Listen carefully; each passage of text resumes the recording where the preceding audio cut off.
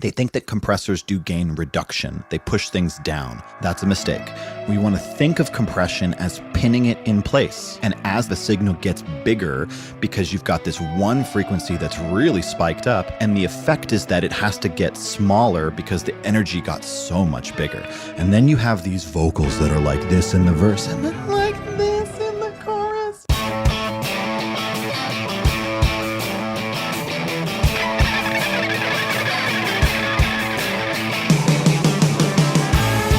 Welcome to Recording Studio Rockstars. I'm Lid Shaw, and this is the podcast created to help you become a rock star of the recording studio. Today's episode of Recording Studio Rockstars is sponsored by Roswell Pro Audio, maker of handcrafted microphones in California. Inspired design and impeccable attention to detail will help you capture a gorgeous vintage sound without the vintage price tag. Check out their beautiful line of microphones at roswellproaudio.com. You may already know that using true analog gear is one of the best ways to create a great record. Yet increasingly, we live in a digital world, recording and mixing inside the computer. So what if you could have the best of both worlds? Tigler Audio Manufaktur is bridging the analog-digital divide by creating high-end analog gear like the Schwerkraftmaschine compressor and the Raumzeitmaschine reverb, whose knobs you can control remotely using a plugin in your DAW. Or their many analog units like the Cream bus compressor with mastering EQ, or the Veritube recording channel that let you save your settings using a custom recall sheet plugin, offering a complete line of pro audio gear from compressors to EQs to reverbs and beyond. Now you can get a pro analog sound while benefiting from the power of digital. Let your DAW help you move your knobs so that your music can move you. Click the link in the show notes to learn more about Tigler Audio Manufaktur. Hey Rockstars, it's your host Lid Shaw, and welcome to Recording Studio Rockstars, bringing you into the studio to learn from recording professionals so that you can make your best record ever and be a rock star of the studio yourself. My guest today is Daniel Ford, aka Dr. Ford. Woohoo! 6 times award-winning producer and mixer with music at #1 on iTunes in the Billboard Top 20. Starting out in the infamous 90s rave scene, Dr. Ford got his start as DJ Dr. Ford, spinning funky house vinyl opening sets at San Francisco and Oakland warehouse parties. An alum of Musicians Institute Hollywood, Daniel studied under West Coast legends Ronnie King and DJ BattleCat of Tupac, Snoop, and Dr. Dre cred. Mm-hmm. And after 9 years of building a successful independent production and mixing business in North Hollywood, California, Daniel moved his studio back to Nashville so that he could focus on family, great music, and a slower pace of life. Mm-hmm. That's kind of the pace I dig too. Yeah. Now permanently residing in Studio C of the world-famous Sound Kitchen Studios, Dr. Ford brings his unique approach to producing and mixing to Music City. Some of Daniel's credits include Philip Brandon, The Sounders, Maria Yeva. Am I pronouncing that right? Yeva. She's Bulgarian. Robbie Wyckoff, Lil Romeo, Sir Mix-a-Lot, Big Psych, and Snoop Dogg's East Sidas and Megatrax, to name a few. Yeah. Dr. Ford also has years of experience teaching audio, both online and in the classroom, and loves to talk about the theoretical, philosophical side of mixing. He has lots of experience recording and mixing powerful vocals and can teach us more about LCR mixing as well. We'll get into that here in the show. Great use of parallel compression and using reverb effectively, and even how to produce killer hip-hop tracks quickly and easily. In 2014, he studied at Mix with the Masters with Jack Joseph Puig and can share some great stories from that learning experience too. Please welcome Daniel Ford, aka Dr. Ford, to Recording Studio Rockstars. Woohoo! Doctor, are you ready to rock? I'm ready to rock. Dude, great to have you here, man. Thank you so much for having me. Really nice to be hanging. It was a lot of fun to kind of do the homework and research for this interview with you and just learn more about you.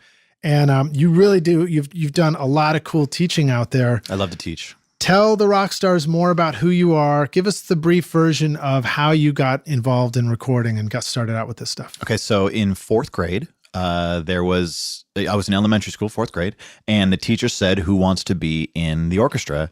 And I raised my hand. And I love this story because, you know, my family. Because it's yours. Well, no, I love it because it's about my sister, Jessica. And she's such a character. I'm the youngest of 4. Jessica's the number 2. And at the time in the 80s, girls weren't necessarily allowed to be whatever they wanted to be. And so I, for some reason, got it in my head that I wanted to play bass. And this would have been, you know, Arco double bass, standing up bass with a bow. And so in 4th grade, they said, what do you want to play? And I raised my hand and said, I want to play bass. And so I ran home to my big sister, Jessica, who's 8 years older, and she was in high school. And I said, Jessica, I'm going to play bass. Now, Jessica always wanted to play drums, but they made her play the flute because she was a girl. So I said, Jess, I want to play bass. And she said, no, you want to play drums. And so I said, I want to play drums. So I went back to school and I played drums, and my life was forever this direction that happened. And I always question that. And I think, had I played bass, how different would all of my friendships have been? Because all these bass players, I made best friends because I was drum and bass. We go together, right? All the years, best friends who I loved would have been different people, different bands I would have been in, different experiences. Interesting. It's just one of those funny moments. Sure. It's interesting. Arco bass. I think I would have wanted to play anarcho bass. That's what I want to play. Yeah, well, that's a good point. You know, I think about that sometimes when I think about which college I went to. It's like I ended up going to Washington University. I mean, I was very privileged and fortunate to be going to any of these colleges, but I went to Washington University and chose architecture school, which I didn't want to be an architect. So I then became a musician, but only because I happened to play in bands with all these people there. And if I hadn't met all those people, I wouldn't have had all those experiences with those bands. I also got into Rhode Island School of Design and could have gone there, you know, where like the Talking Heads came out of. Well, I could make an argument that says that as a producer and an engineer and a mixer, your architecture background is the foundation of everything you do here, right? Because you learned how to put the house together. You learned what matters. And then also on a cosmetic level, how to blend styles effectively instead of like turning a McMansion, right? Yeah. So, well, I think it's deeper than that for all of us too. So I had a conversation with a video producer yesterday, and he was talking about, my daughter, saying she's only 12 now, but she's already telling me she wants to go to film school in LA when she gets older. And he was like, oh, film school, don't do that. You don't need to do that or whatever. I went there and this, that, and the other thing. And we sort of concluded, I realized it was like, you know, if you're going to go learn how to do something like that, it really boils down to your understanding of the story anyway. Like you got to tell a story. And I kind of think that applies to all this stuff, music as well. It's like, and not even necessarily story, but like whatever story and understanding of the world you start with, that infuses your whole creative process. So, you know, whether it's architecture into music or, you know, tell us more about you. I didn't mean I just was going to say, we're all, you know, I'm a huge student of Bruce Lee. I've been doing martial arts my whole life. Nice. First person to bring up Bruce Lee on this podcast. Oh, no, Bruce Lee's the man. Well, so I studied JKD over decades, and I'm off and on kind of guy. So what's JKD?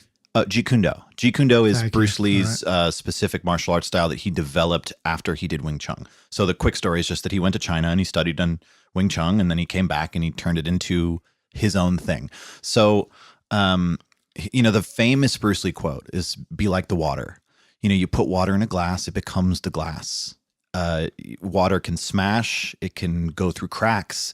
Be like the water, my friend. That's nice. that famous thing. And I didn't do it justice there. But the truth of it is that we're all just rivers flowing through this earth, and the time and the decisions we make as we bend around rocks and we, you know, we join with rivers. And somebody can come into your life for a moment and say, oh, don't go to film school. And then you say, fine, I won't go to film school. And your life is so dramatically changed. But at the same token, we're all just rivers going to the ocean, and you're going to get there. So you decide as a rock star student, you have that decision that you make. Is it, am I going to stop flowing? Am I just going to evaporate and go back into the cloud and change my direction? Or am I going to go around the rock? Am I going to crash down through the waterfall? Am I going to rejoin the ocean and go back to what you believe your destiny is?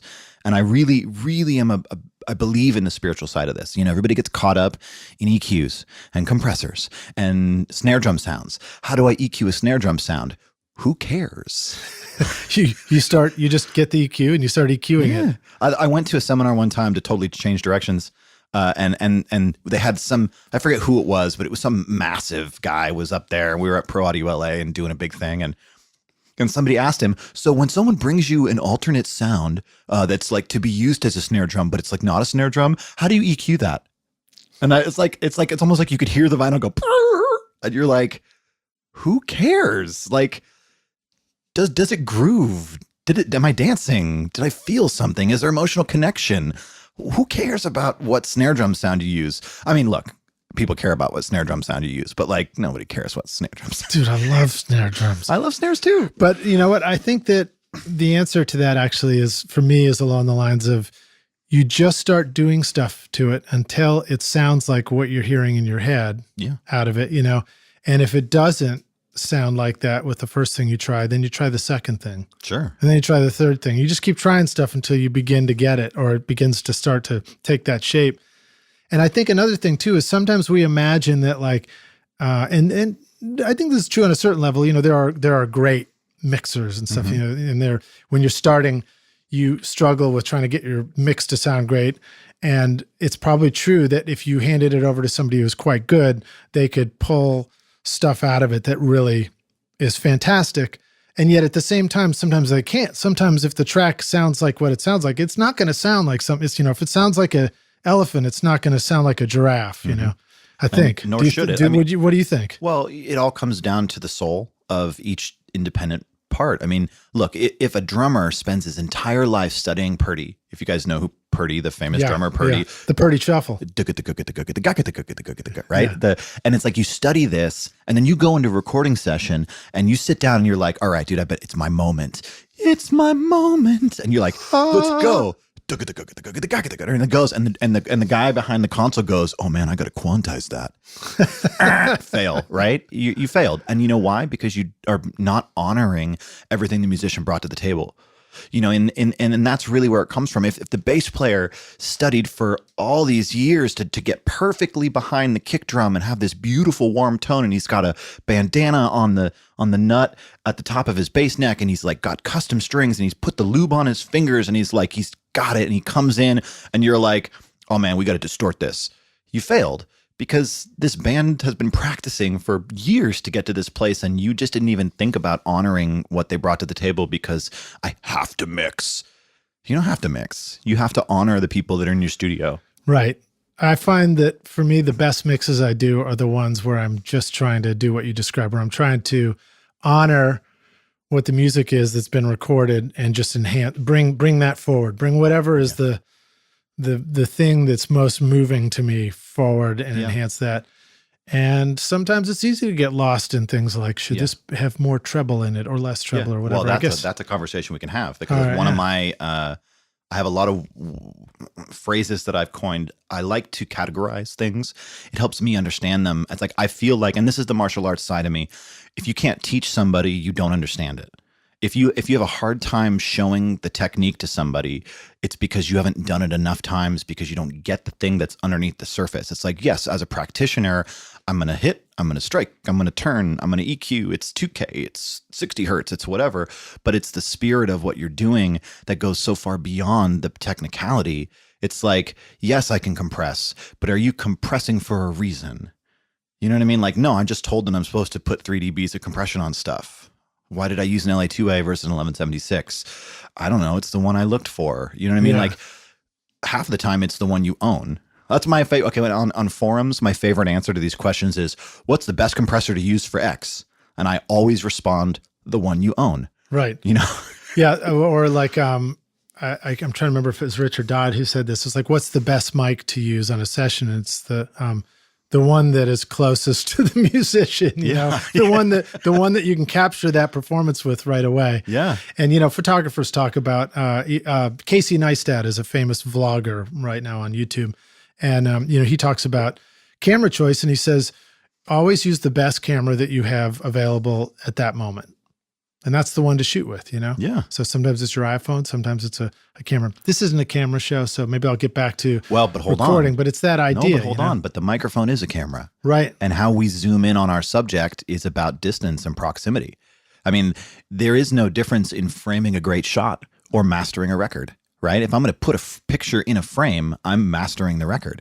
It's quality control, sure. I might need someone to have my back and do a little EQ on the back end and make sure I'm competitive. But at the end of the day, if I'm going to do color correction, that's just EQ. Yeah. So we're all doing the same thing. It's just a different medium. What about the golden ratios? Are you familiar with that? I love the golden ratio. Yeah. Tell us what you know about that. That popped into my head. I remember that was a thing that I learned in design, whether it was in architecture school or later, I don't remember. Well, I'll let the viewers do a little bit of research on the golden ratio because it's such a cool thing. But the golden ratio is, I hate to use, again, super spiritual. And for all of my multi-faith listeners out there, your faith is honored. So just know that. But whether it's one God or 20 gods or no God, whatever. So the golden ratio is God's building block landscape roadmap to how things create. The spiral in a seashell, the spiral in your ear, the way a wave crests. Isn't that also Fibonacci or something like that same thing? It's like there is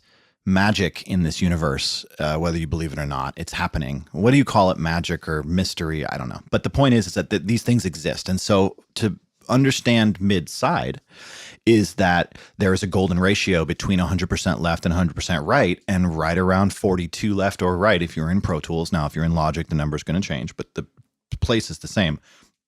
Mid-side is the golden ratio. It's thirds and how that stacks up left to right. And so there's a theory that I kind of work with that's sort of my advanced LCR mixing, and that's to understand that the golden ratio defines where the breaking point from the center column of audio is to the left side, where phantom center becomes left of center. Mm-hmm. And that is the golden ratio. It's in the science of it. And Rockstar's LCR stands for left, center, right. Yeah, because the original consoles had a switch. We didn't have pan pots, and you could put it in the left speaker, you could put it on the right speaker, or it could come out of both speakers. Got one right here on my Ampex MX10 or 35. I forget which one this is, but it's just got an output A, output B, or both. Yeah.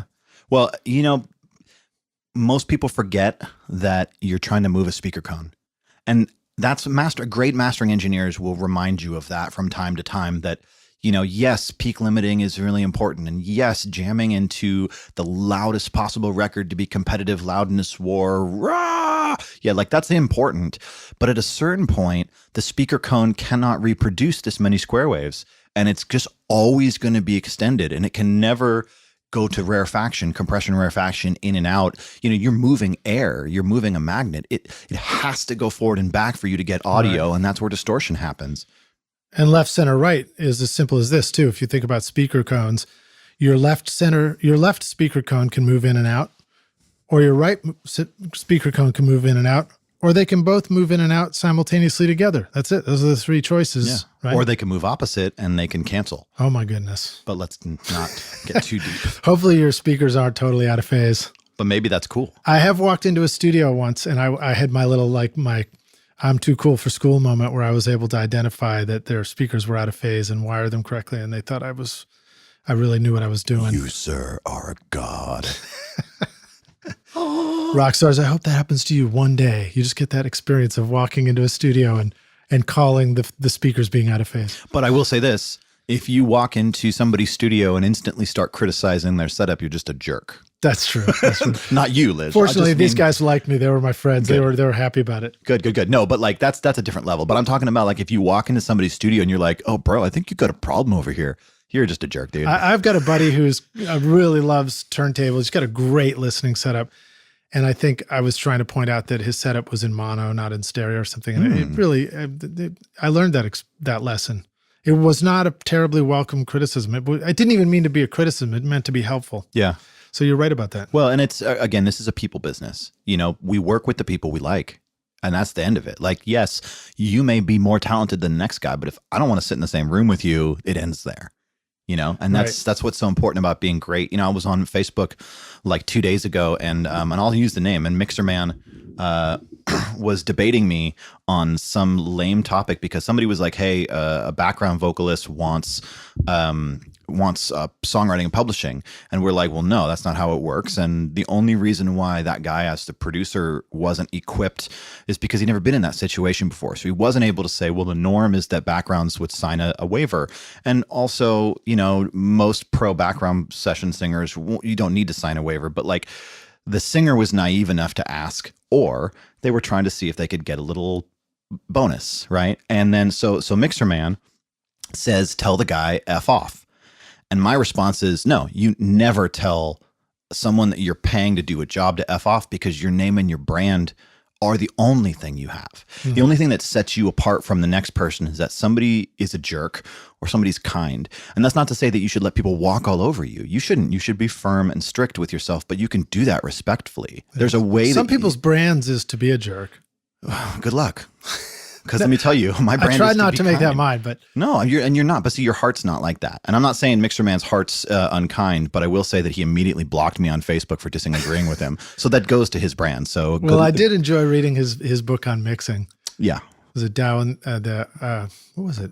Zen and the Art of Mixing. Yeah. Well, sorry, Mixer Man, I forgot the title, but no, look, I'm sure I did enjoy it. But that actually kind of brings me full circle to talking about that your question of like, what EQ do I use to EQ a snare? And I think that I believe in what I said, which is the idea that you have to just start doing things until you discover that sound that you like, and then you've EQ'd the snare properly. But at first, maybe you don't know which frequencies or knobs to reach for. And I think that a lot of the lessons that we learn out there don't have to be the right answer, like the magic answer that gives you the perfect solution, but they can set you on a path to go experiment and discover. Like somebody can say, check out 4K shelf, and you're like, no way, 4K shelf. And then it just sets you on this path of discovery, which is awesome, because that's where you learn all the stuff that you want, Well, there are specific key frequencies that seem to pop up on different instruments all the time. And it doesn't matter how different you place the mic, for some reason, these frequencies tend to pop up. So there is something true to that. And I'll just want to give one little last footnote to say that I've never actually met Eric. I'm sure that in real life, he's a great guy.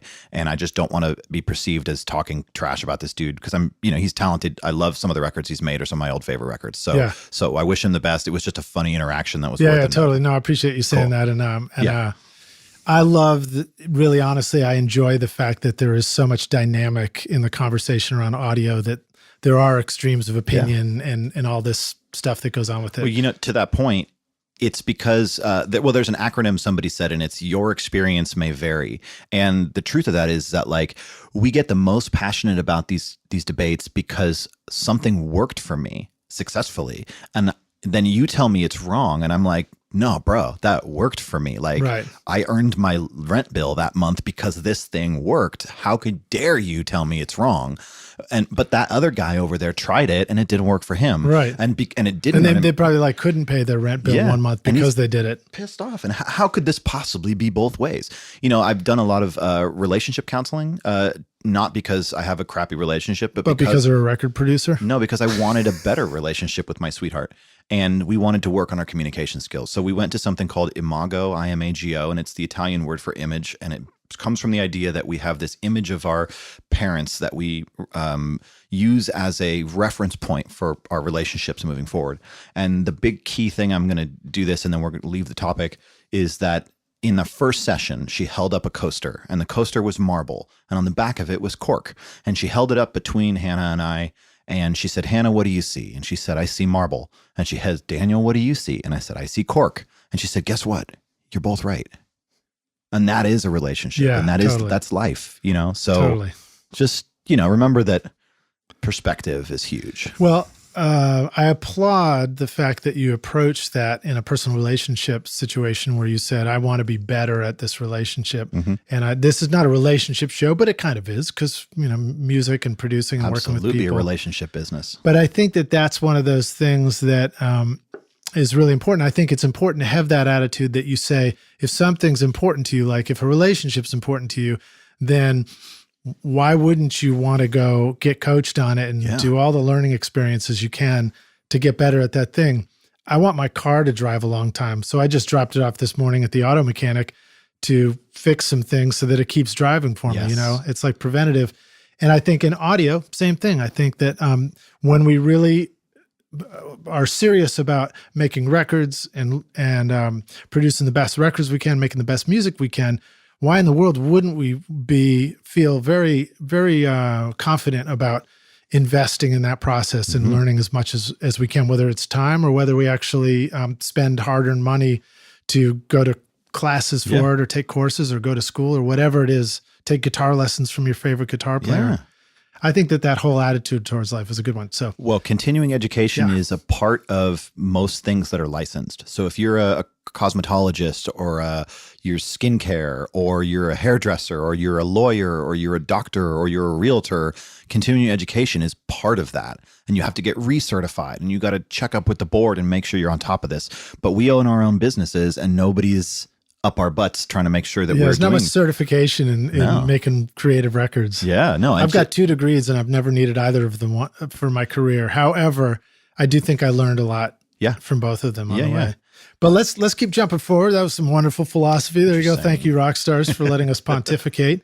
I know you have another wonderful inspirational quote that you wanted to share with us to kick off the podcast. I did. And I believe you said that this one may be coming from your... This is my grandmother. Your my dear grandmother, may she rest in peace. She's been gone about 6 years now, and I miss her dearly. She was my first real cheerleader.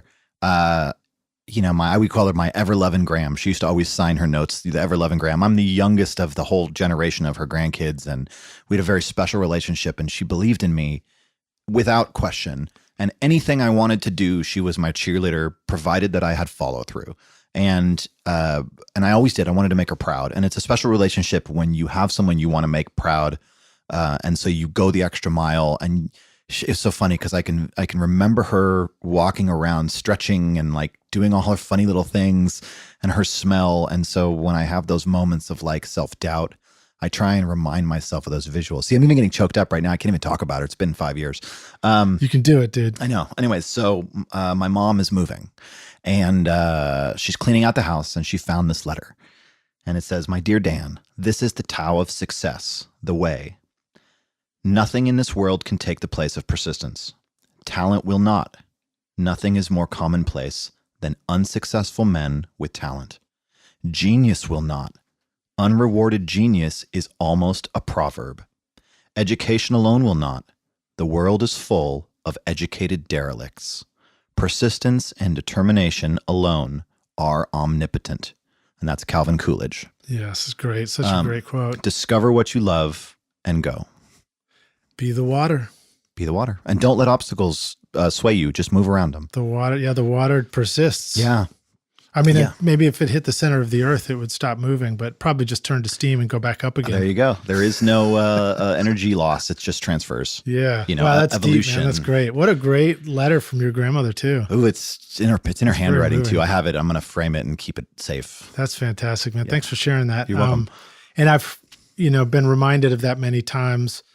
And I think it's a thing that keeps me moving forward at the times where I'm running into challenges, whether it's making records, whether it's running the business around what I do with the studio or with the podcast, or whether it's just life stuff and parenting and relationships, is just reminding myself that persistence is the greatest strength I have. It's the tool that I can use the most, and all I got to do is just keep taking a step forward. Yeah, and my dad, I love him to death. In some ways, he gave up, and that was his big crime with me. And I love him and I talk to him and we have a relationship, but in a lot of ways he gave up and he moved away and he stopped being around. And that is the thing. He just wasn't around. And that's a choice. He could have been persistent and he could have stayed around and he could have sacrificed everything to be near his baby boy. And that's heavy, dude. Well, God bless him. I am where I am and I'm just going to keep working at it. But that is the thing, and I applaud you for making the choice that you've made. We were talking earlier about your own family. I don't want to bring that up, but no, we make these choices. We all, and in life we make these choices. And one of my reasons of coming back to Nashville, and I say back to Nashville because I lived here for about 2 years, 2006 to 2009, and I want to raise a family one day, and I didn't want to raise that family in Los Angeles. So that's a choice I made, and in that choice, I'm moving away from my brother and I'm moving away from my mom. So that's a choice, and I love them dearly. And it's not moving away from them, but it's moving towards what I visualize for my life. Well, I think that a very important and relevant point that you're making to this particular podcast, which of course is about recording and producing, is that as engineers, as producers, as musicians, oftentimes when you choose that as a career, it can pull you right into the studio where you're going to get, what Frank Zappa referred to as the studio tan. You literally spend, 18 hours, 20 hours a day or whatever it is when you passionately start this stuff in the studio. And boy, can that just be challenging on a family or a relationship or whatever. So I think that the stuff you're talking about is super relevant for those of us listening, rock stars, if you're listening to this and you're thinking about turning this into a career, or even if you're feeling more of a weekend warrior and, it's like you're working all week and then all weekend you're immersing yourself in the studio, it's figuring out how to have that balance and well, all that. if you're working all week and then in the weekend you're in the studio, when are you having your family life? Exactly. Yeah. So that's what I mean. It's like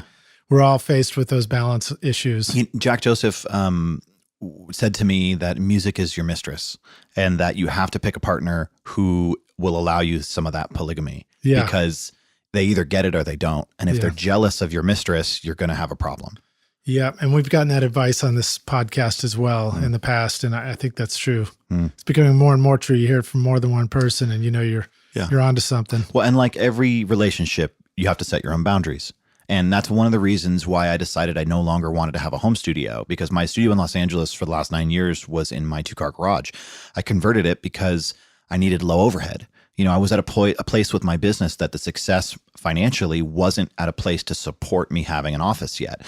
And the mistake that most young cats make is that they put the space before the gear and the experience. So they spend all of their profit money on a space. I had this one intern named Aaron who I kept telling him, I was like, bro, you've got a garage. If your parents are willing to do it, if you've got a spare bedroom, start there. Get to a place where you feasibly can't work this situation anymore, and then you evolve. But he wouldn't listen to me because he didn't want to be in his home and he wanted to basically party and he wanted to bring chicks back to the studio and he wanted to have this space. And I'm like, okay, but you didn't really even have any gear yet. He didn't even have a great microphone yet. And he's already blowing all this money every month. And guess what? Of course, it didn't work out for him. And then he basically quit and then he's off to some other thing. And it's like, well, you didn't listen to the reality is that baby steps. Right. We have to evolve normal. One thing at a time. Yeah. For me, I spent a lot of my energy and time for at least the first decade of my career. Every penny that I earned just went right into gear. So it wasn't space, but it was gear. Yeah. And I collect a lot of stuff and it's all part of my studio now. But I finally learned once I moved into this space where I'm at now, I got to a point where I was like, all right, I don't need to keep coveting gear. I don't need to keep buying new stuff just because I want to. Although buying stuff and coveting gear sure is a lot of fun. Yeah. And I still enjoy doing it. And there is a level that you do need to have a certain set of tools to do the job. Once I got to the tools to do the job, I was like, all right, Liz, it's time to put the onus on you as the producer to just simply do excellent work with the tools you got. Correct. And learn how to do that. And I also realized I was like, okay, if I'm going to do this professionally, then that means that when I buy a new piece of gear, I'm actually not buying it. My clients are buying it. And so when I started to have that attitude, it really helped me shape those decisions more carefully. Yeah. And when I buy plugins, it's because I'm in a situation where I require the new plugin, not because a new plugin was released and I have to have it. Right. I don't buy the plugins when they come out because they're not on sale yet. Right. Well, now, but the flip side, of course, is rock stars, if you're not doing this just professionally, but you're doing this because you just love it, well, then you have a whole different set of standards for why you want to acquire things and have as much fun as you want. Oh, but that's different. I mean, if you have disposable income, well, it's yours. I mean, you do with it as you will. But if you're like me and you're the person who's trying to make your living 100% off music, it's not an easy road. And you have to be very smart. And that doesn't mean that you can't have fun. It doesn't mean you can't buy the gear you want. There is something to be said on a business level about having flashy gear. The clients dig that. When I start up my Pro Tools session and all of my motorized faders go whack, and they go up to Unity, every single time it happens, I get a look from the clients. I thought you were going to say you get caught by surprise and your pencil goes flying off the console. No. The clients get caught by surprise, and there is something to the showmanship of it. Oh, totally. We are a people business. We mentioned story, right? So story for me is an important part of my studio and my creative space here. I want this to be a living, breathing story that music is getting made in. But let's jump forward. Okay. Let's start geeking out. I want to ask you some specific stuff. I know you've got a lot of experience teaching great things. Well, So I'd like to just jump right in and start talking to you about some of these topics that I think you can teach the rock stars. okay. You have made a lot of records. Actually, let me ask it in this order because I want to stay a little bit chronological. I know one of the first things you did was have a chance to work with some great mentors like Ronnie King and DJ BattleCat. Yeah. And you talked about learning ways to be creative quickly and on the fly with an MPC and all that. So Yes. tell us a little bit about the story behind that. What lessons would you like to share with us? What do you see happening with people who are trying to compose music with samples and loops and things like that now that are some great first learning tips for us to just improve that process? Well, there's a lot of different things that popped up in what you just said. So I'm going to try and start with the beginning and go back to the story. So my personal story is that I was DJing, like we talked about. I was up in San Francisco, South San Francisco, in a little town called San Carlos, San Mateo County. I went to Universal High School, which also birthed Tom Brady, who lost last night. Sorry. But go Padres. You just outed us for when this podcast comes out. Oh, no. Sorry. Right. Well, you can edit that. Ain't gonna happen. Oh, no. Well, that's all right. Doesn't matter. So, okay, so I went to this school and I was DJing, and then I turned 21 and I switched. Oh, well, right about the turn of the century, 2000 or whatever. Oakland and San Francisco revoked the cabaret permit. Now, the cabaret permit was the reason the raves existed, is that you could go apply for like a $2,000 cabaret license permit, and it was a 1 hour thing that allowed you to do music inside of a building, provided nothing was outside and they saw no drugs on the street and there was nothing the cops could do to come inside, provided you had your permit. So finally, they got it revoked. And so the end of the San Francisco rave scene happened right around 2000. I turned 21 in 2001 and I switched to the nightclubs, and it was not nearly as fun. I'm not a fan of alcohol. I like to have a drink, but like drunk people on a dance floor it's not really the spirit of what it was, And so anyway, in 2003, I had just come out of a 3.5-year relationship with my first like adult sweetheart, who we lived together, and we broke up, and I was devastated, and I had to get out of this one-horse town.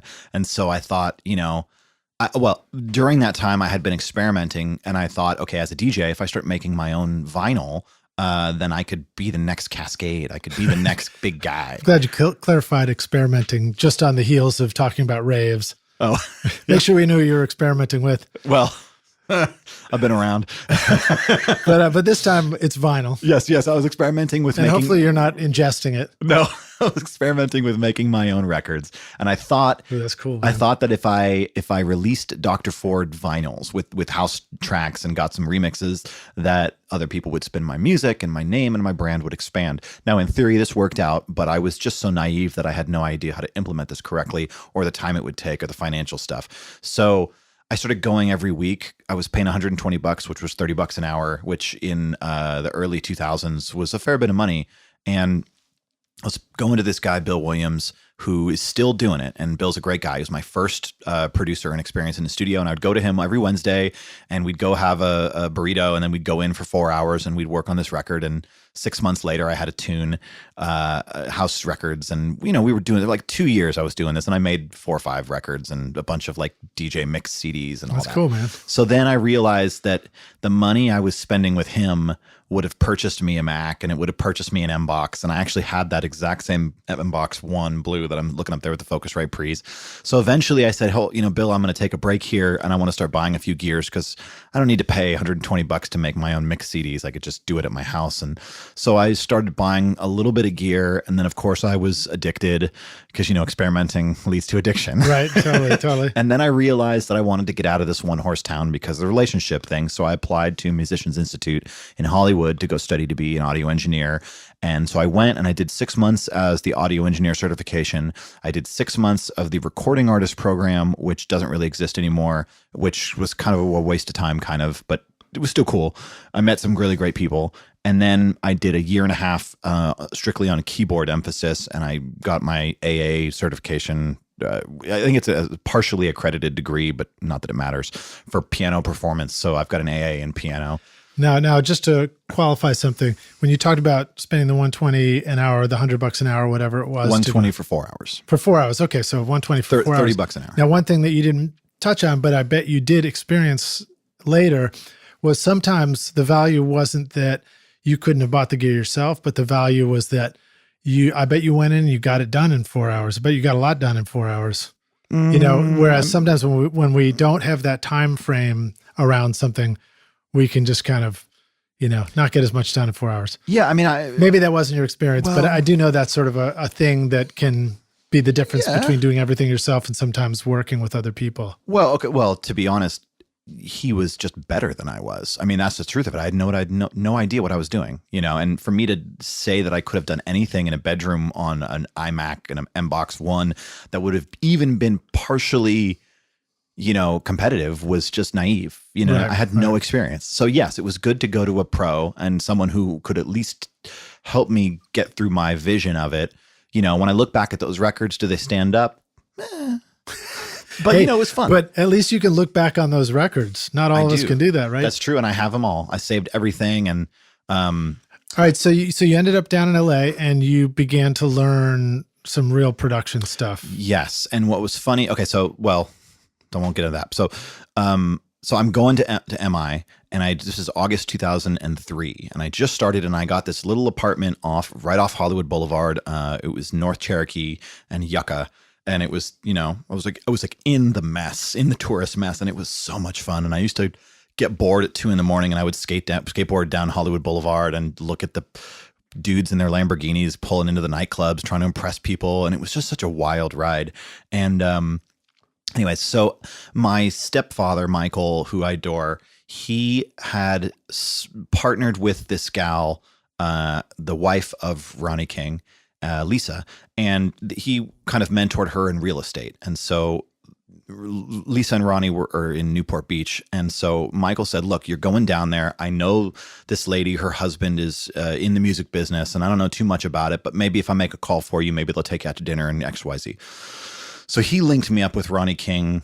Nepotism is real. It's all about who you know in this business. It's a people business. Right. It's all about who you know. Networking is so important. And so I go down, and in August 2003, I was there for like 2 weeks, and Ronnie, who sounds like this, he says, Danny, why don't you come down and meet me? I'm down at Studio Atlantis, and come on down. And so I'm like, great. So I go down and I meet him there, and Ronnie's in the studio where Janet Jackson cut all of her great stuff with Rodney Jerkins on this giant SSL 9000 96K flipping giant, beautiful spacecraft that they never let me touch. And so he said, introduces me to the manager, and I'm looking around just so, wide-eyed. Like everybody remembers the first time they walk into a tier 1 studio. You know what I mean? You'll never forget the this is Mecca. This is everything I've been dreaming of. And you're like in it, and you suddenly feel you're like it's happening. It's finally happening. And of course, nothing was happening. I was a visitor. But so I go in, and Ronnie's like, Danny, here's the manager. You ever want to be a runner? And I was like, I don't know what that means, but I like to run. I'll run, that's cool. And he says, okay. And so I started an internship there, and I basically was the food go-getter, and I was the janitor. I plunged toilets. I painted over graffiti. I armor-alled leather couches. I reset the pool table. I did all the things that a studio bitch does, and they never taught me a single thing about audio for like 6 months, until finally one day, and here's your first good fun studio story, I was okay, what the hell's going on? And so I kept going in. They would give me a task, and I'm an action person. You give me a task, I'm going to knock it out of the park, and I'm going to go, and I'm going to be like, all right, I'm done. What do you got next? Because I really wanted to be given the golden keys so I could go play. And I basically pissed off the manager because he was used to people slacking and hanging out and but I'm not that person. I'm a type A that way. And so I just bugged him, I guess. It was just I was too in need of direction, and there was no clients at the time. And so he was just whatever. So then he said, okay, look, I'm going to need you to man the phones. And so I'm manning the phones for the first time ever. And this phone call comes in from this guy named Mike Wolf. Mike Wolf, who's still producing in Los Angeles. He's a great guy. And I reconnected with him right before I moved. And Mike Wolf says, hey, I want to go have dinner tonight. And I'm like, haven't had a meal in like 2 weeks. And I got these guys doing an urban session. I just need a Pro Tools operator. He's like, do you guys know anybody? And I was like, well, I'd love to work Pro Tools for you. And it was like a block away. So I left. I mean, I got permission to go home because it was nobody working at that point, and because I wasn't, in charge. I didn't have keys or anything. So I left and I went down to Mike's studio and I sat in and I ran Pro Tools for him. And it was like one session and it was some, random, nothing ever came from it session, but I met Mike and it wasn't that cool. So I go back the next day and the manager calls me in. He says, hey, so what happened last night? And I said, well, this phone call came in and they needed a Pro Tools operator. So I went and did whatever because I didn't think there's anything to hide. And he said, well, you really should have given that to me because somebody on the totem pole above you should have had that call. And I'm like, I was the only one here and he needed someone right now.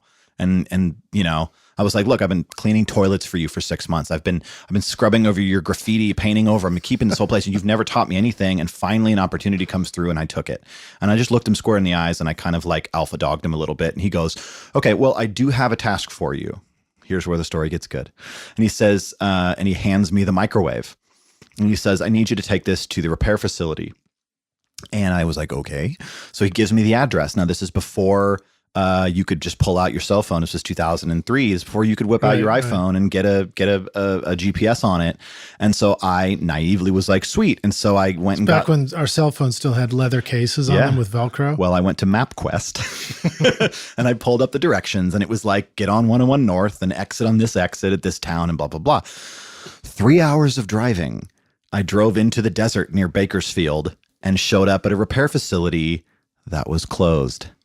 And I was like, you mother effer.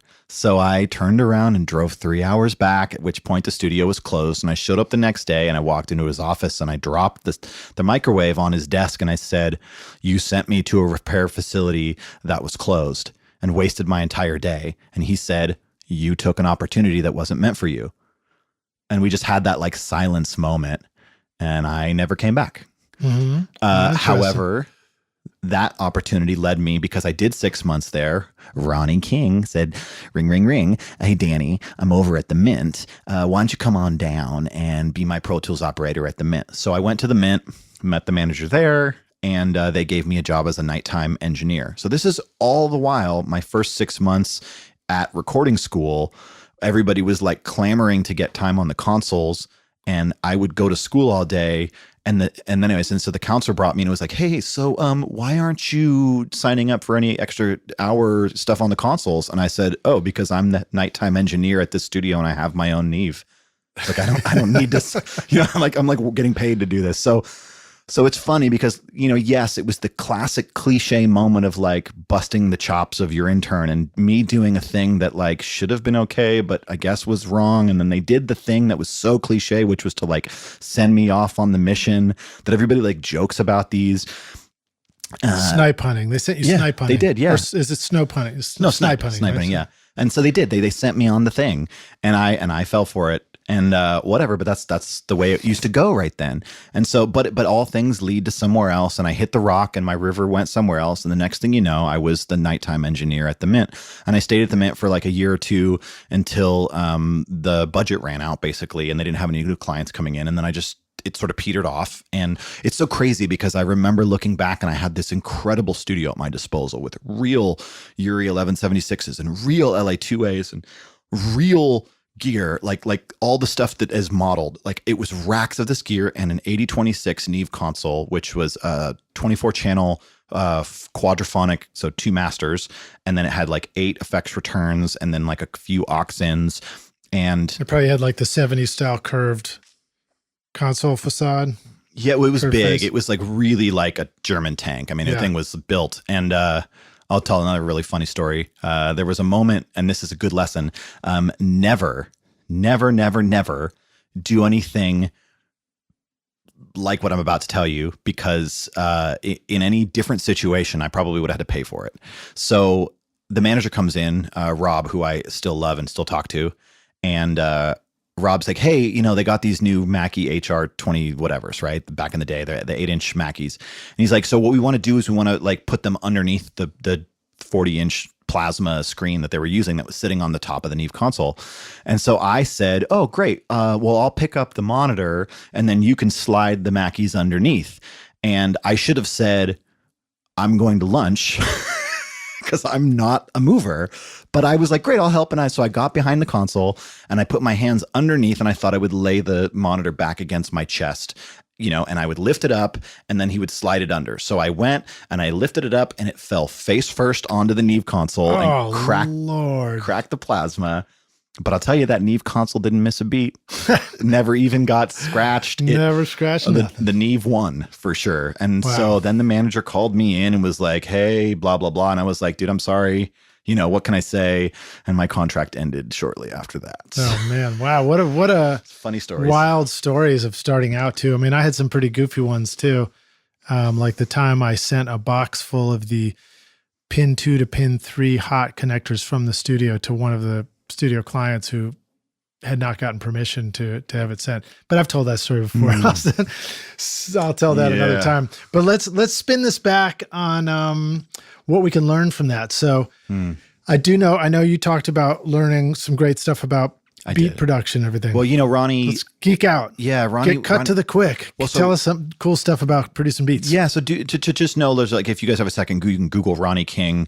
And Ronnie is got his major first start came with doing the piano stuff for Mariah Carey's biggest breakout albums. So it's Ronnie's fingers all over Mariah's great early hits.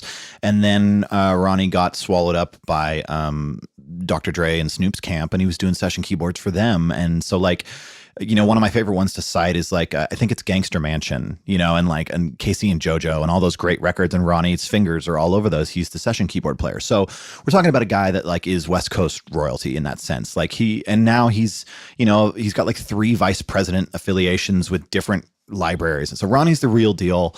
And he runs a Chateau Relaxo down in, Rancho Cucamonga, I think, and he's working with Corten right now. Hold on, I'm just going to say that Chateau Relaxo down in Rancho Cucamonga. Isn't that fun? Yeah, and he's a great guy. I love Ronnie, and he's working. He's one of those career guys who's been doing his thing. So Ronnie took me under his wing, and throughout all of my funny stories, Ronnie has done his best to have me run Pro Tools for him for free. So nice. I paid my dues under Ronnie and Richie Rich, the Southern Richie Rich. There's a Northern Oakland Richie Rich, but not that Richie Rich, the one from Los Angeles, the quote, quote, LA Dream Team Richie Rich.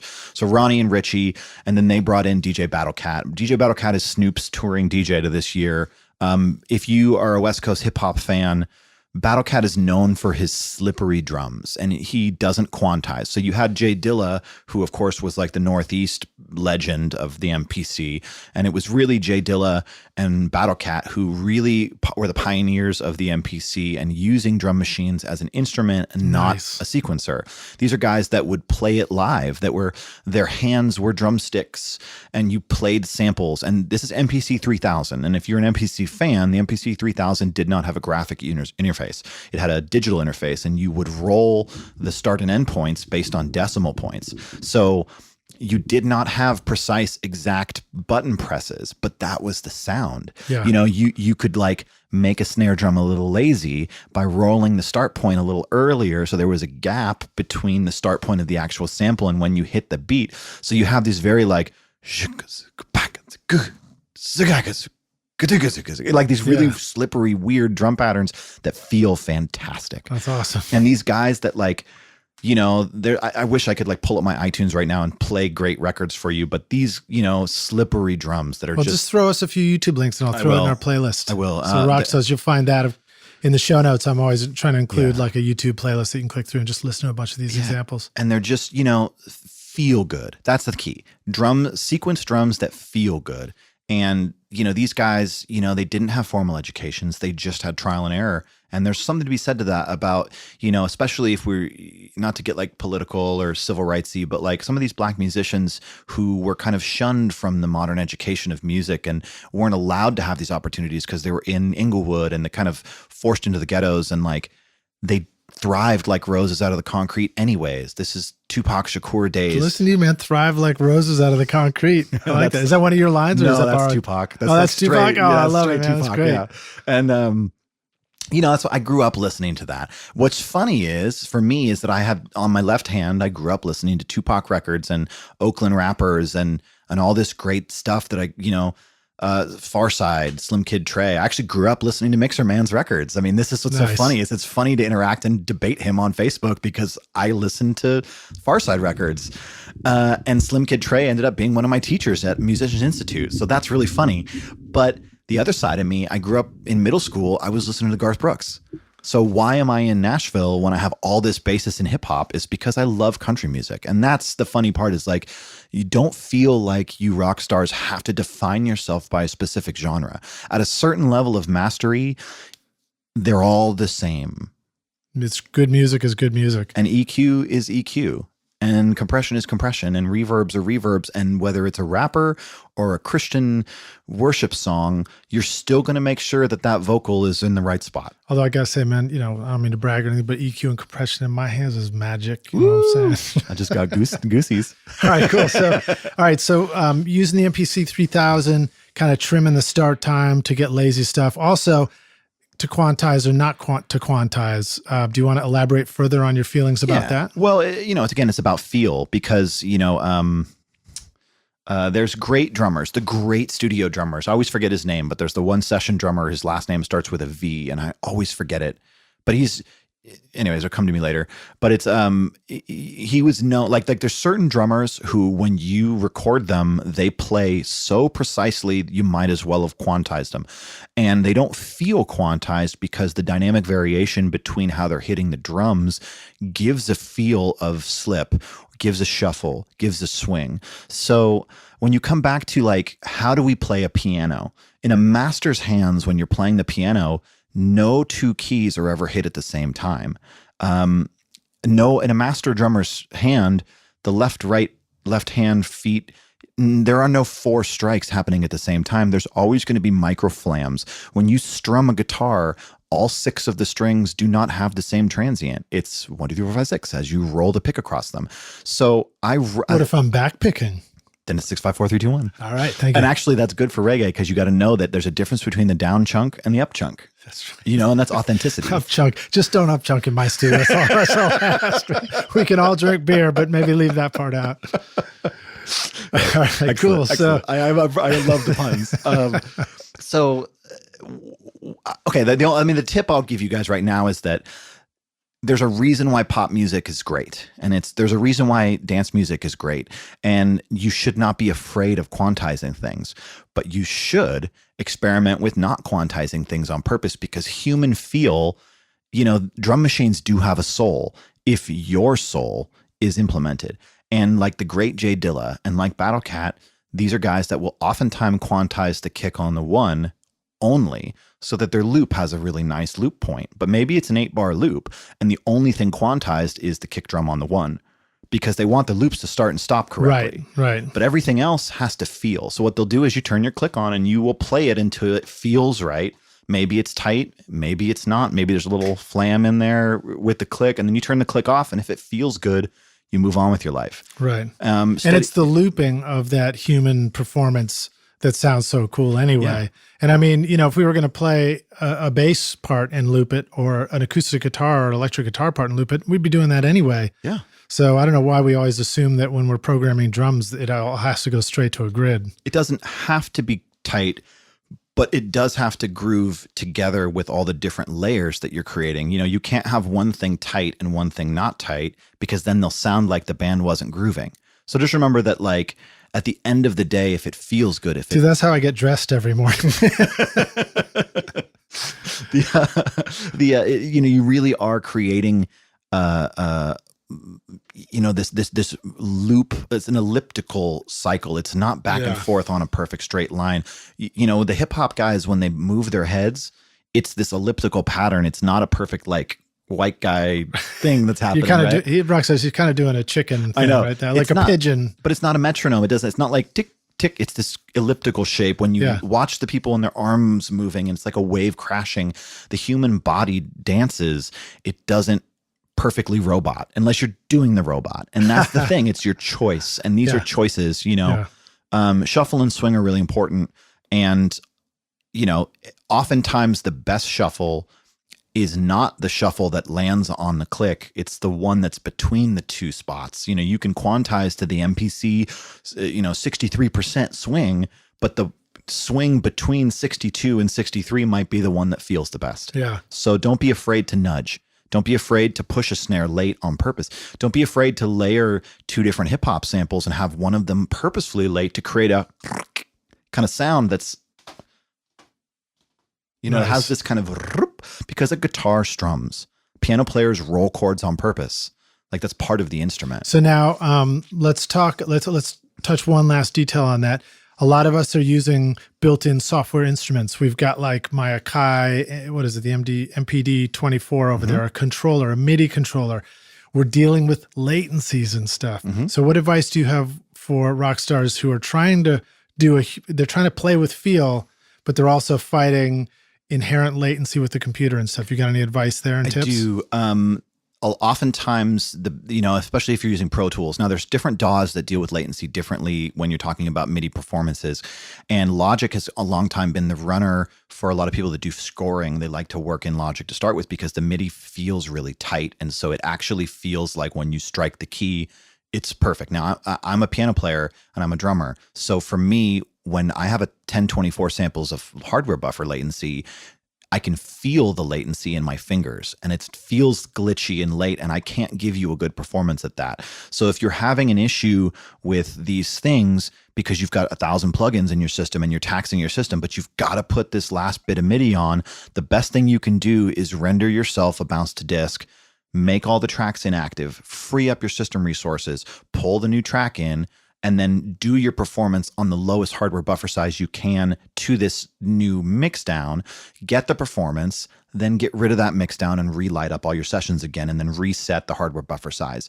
You know, Pro Tools, 2018.1 has two different things happening. It's dynamically handling plugins. It's dynamically handling low latency monitoring. If you click low latency monitoring, so your vocalist can have the least amount of latency possible, which again is super important because if a vocalist has latency, they're not going to put it in the groove and they're going to start questioning what they're hearing. Do you find vocalists have trouble finding pitch when there's latency? Everything. Vocalists have a hard time, period, with latency because what's happening is that it's coming to their psyche late and they're hearing a flam between what's coming out of their mouth and what's coming in their ears. That sounds alien. It's just wrong. Yeah, you have to be on top of that. So just be willing to do some workarounds. You know, with track freeze, it's a no-brainer at this point. Just freeze them all up. Like as soon as you do a sample-based or virtual instrument and you've got it and you've got the performance right, freeze it up to that point. There is no reason to leave a sampler alive once you've got the performance right. Now, I don't think you should delete it. I would probably say duplicate the track, commit it, freeze it, hide and make inactive for the original because you may need to pull it back up and tweak it, and that's normal. Yeah, even the Beatles might have pulled their original 4 tracks back up on the tape machine when it came time to mix. Yeah. But committing along the way is a good way to go. Well, so Rockstars, we're going to take a break now. We'll come back in for the jam session. And of course, as you're getting used to at this point, I got so many more cool questions that our jam session will probably consist of more cool questions. And we'll see you guys in just a minute for the jam session. Make sure to look in the show notes directly. If you're on your computer or on your mobile device, you can just find them right here. And you'll see links to the stuff we're talking about here with Daniel and things like, for example, his YouTube playlist so that you can go listen to these records we're talking about. We'll see you guys in a second. Cheers. Roswell Pro Audio brings you microphone design that is out of this world. Endorsed by a growing list of artists and producers like Phil Collen of Def Leppard, Ross Hogarth, who's recorded Van Halen, Ziggy Marley, and the Doobie Brothers, and Super Dupes, working with Drake, Mary J. Blige, and Eminem. These are all rock stars that have discovered just how great Roswell microphones sound. Check out the Mini K47, which uses a capsule modeled on the one in the vintage U47 at a street price of only $299, or the beautiful Delphos condenser microphone with a capsule tuned like the vintage U67 with great clarity and far lower noise at a street price of only $899. In fact, you are hearing my voice right now on the beautiful Delphos microphone. These mics are carefully crafted by hand and immediately feel good even before you plug plug them in and hear how great they sound. These are well-built microphones that will last you and your studio a lifetime of great recording. Check out more audio examples of these awesome mics at roswellproaudio.com. Hey, Rockstars, Lidshaw, welcome back. We're going to jump into the jam session, and my guest today is Daniel Ford, a.k.a. Dr. Ford, What DJ up? Dr. Ford. What up, dude? What's up, guys? So we were just talking about hip-hop production, programming beats, really awesome stuff.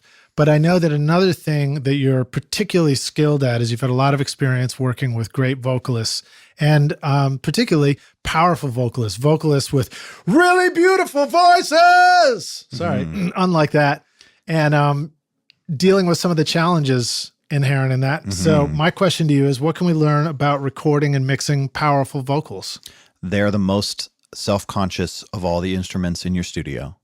Nice. Singers are very delicate instruments. They're Stradivarius vocals. You should consider a vocalist delicate and fragile because they're the only instrument that are directly tied to self-esteem, and micro shifts in energy cause tensing of the muscles and cause placement issues. You know, the entirety of a great singer is about muscle memory and placement. And when you say placement, it's about moving your muscles into a very specific place to get a nice sound. And they work for years at this. If a guitar goes out of tune, the guitar player goes, oh, hold on, let me just tune my guitar. We'll say it wasn't my fault. The air in the room was cold and the guitar strings went out of tune, or I didn't hit the bend long enough, or whatever, right? But if a vocalist goes out of tune, they, inside their brain, they go, I'm the worst ever. I can't believe I'm doing this. My mom was right when she told me I would never amount to anything in the world. You don't understand what's going on in a vocalist's head. Like, and most vocalists are cool, calm, and collected on the outside because they're putting on an act. So you have to know that you need kid gloves and you're walking on eggshells when you're dealing with vocalists. Now, there's a cliche for record producers. Oh, girl, that was so great. Have I told you how beautiful you are today? You're so fantastic. Let's do another take. Oh, yeah. I'm so glad you said that. I joke about this on the podcast with other producers. It's the truth. We always say let's. Yeah. Do you notice let's. that? We always try and like throw ourselves in. It's a team effort. It is. Like, that's such bullshit because there's only one person out there singing on the mic. I don't know if it's bullshit, though. All right, well, help us out. Because it's cyclical. It's about energy. It is our job as the vocal producer to create an environment with this singer where they feel good about themselves, even though we're going for 1,000 takes to see if, because you suck. And so we need to like dig through all these takes. Oh, it's like that poster with the two kids and like the ice cream cone that's fallen on the floor. And it says like, like a misery shared is a misery halved. Is that what it is? So like the failed vocal take is let's do another take. Well, but the thing about it is, remember, is okay, so I use a couple different specific, and please steal these, is that I'm looking for the magic take. And I say that to them. I said, so here's the thing.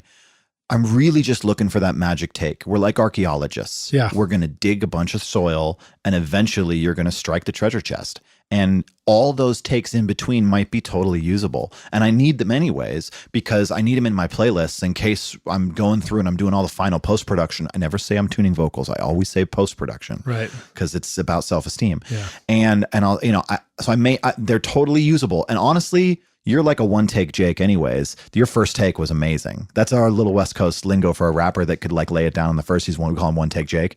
Nice. And every vocalist loves to be called one-take Jake, even the girls. And you're totally a one-take Jake, but I'm going to get a few extras, couple safety takes.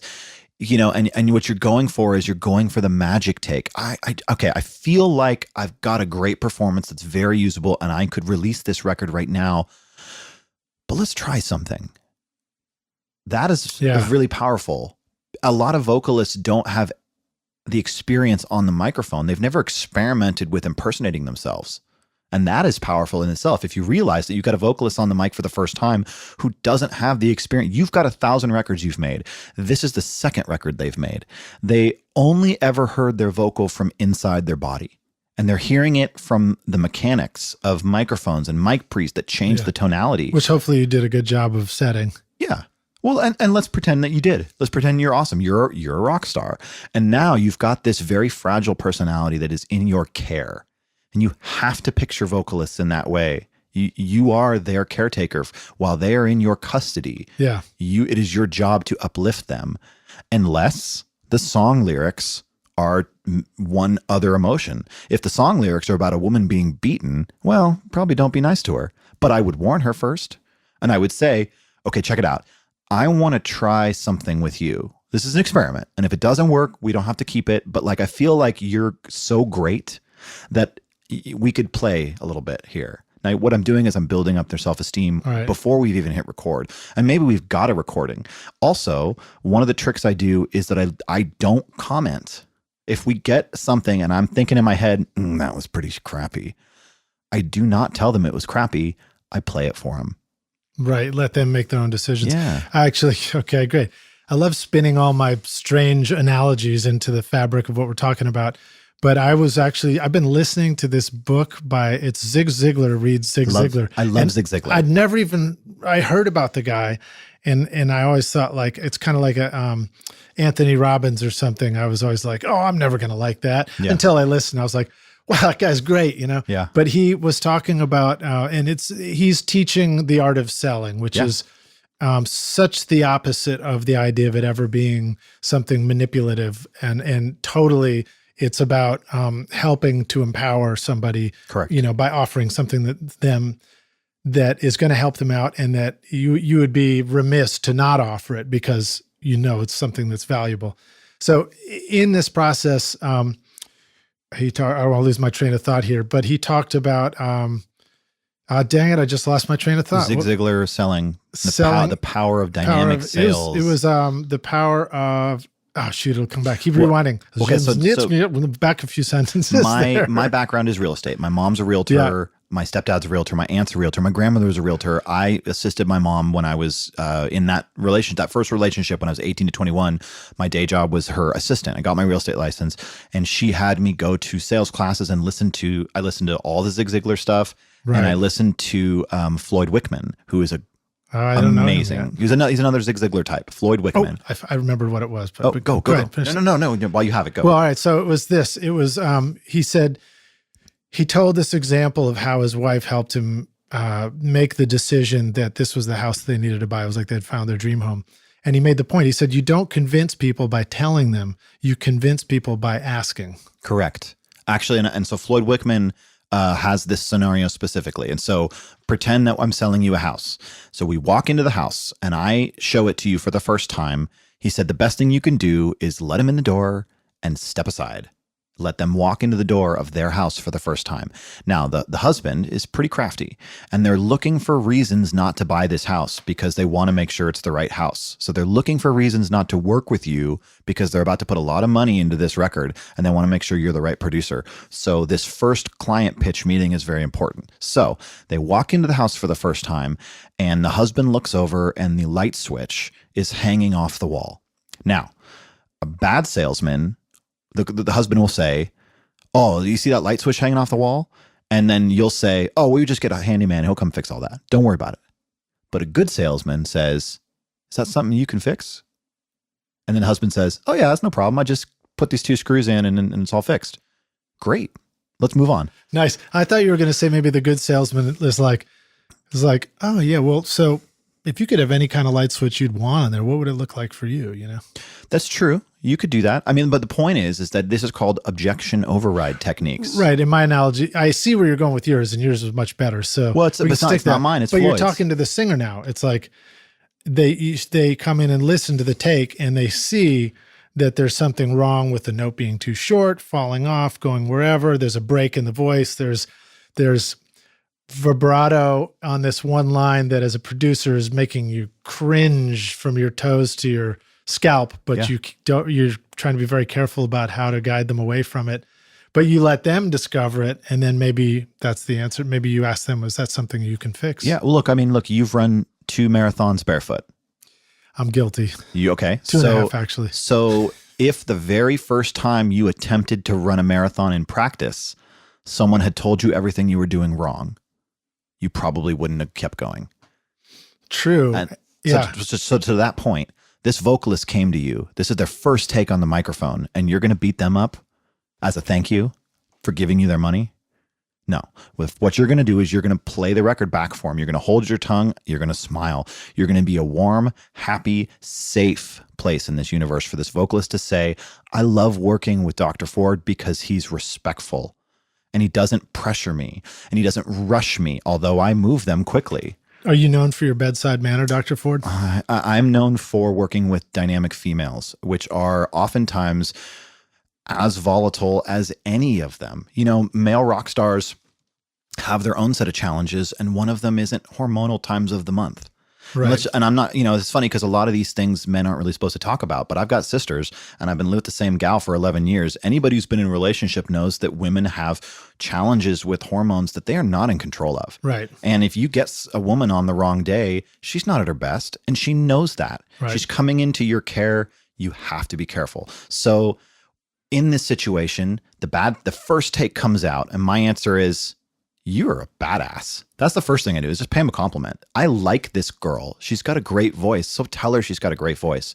You're not going to get in trouble for paying someone a compliment. Right. Just make it an honest, authentic compliment. Right. I was gonna clarify that too. I was gonna just in case there was the risk of rock stars listening and thinking that we're talking about faking things. No, not really. I mean, I find it's usually, unless you're working with somebody you really just don't want to work with, well, then you maybe don't have to think about any of this stuff. Sure. But if you're working with somebody you do want to work with, good chances there's something about what they do that even on a bad first take, if 90% is bad, there might be a 10% in there that you can compliment because you genuinely feel great about it. And you know what's powerful is actually highlighting you could drop a marker and you could go to the spot where they did something awesome and you could highlight it and you could play it and show them, be like, dude, this spot right here, there's something here. Do you hear this? This little tone in your voice? That's awesome. I love the way this goes.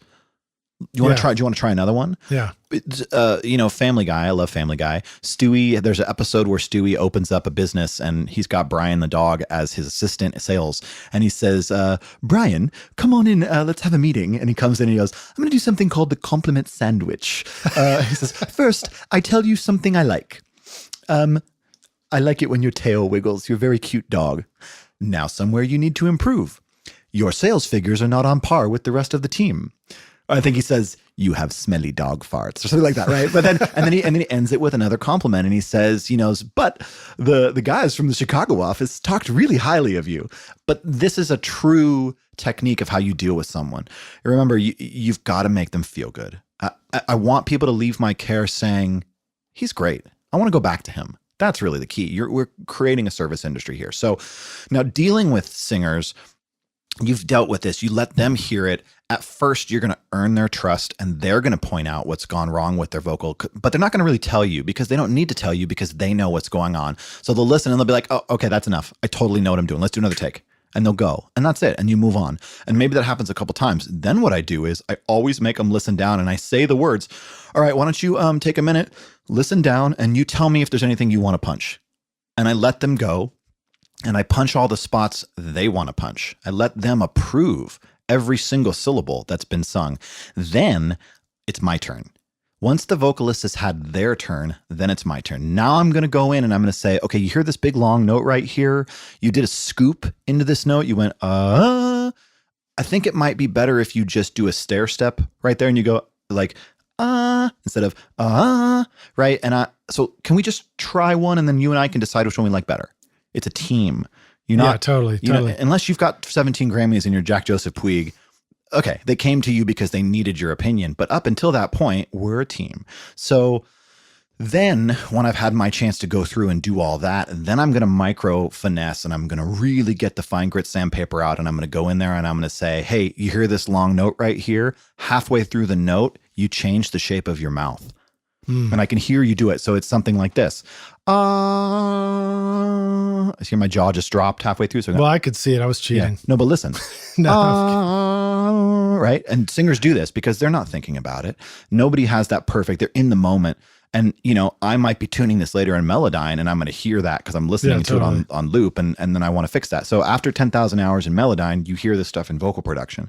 So then it's like I can highlight it and say, you hear right here, there's like a thing you're doing where you dropped your jaw and the pitch wavered. So let's just get this a couple times. And also, I don't make them sing the biggest, baddest, loudest part until until they've gotten all the other stuff out of the way, because you can blow a singer out. Oh yeah, totally. That's a lesson I had to learn too. Yeah. Stick to verses, do your choruses and your super chorus near the end. Yep.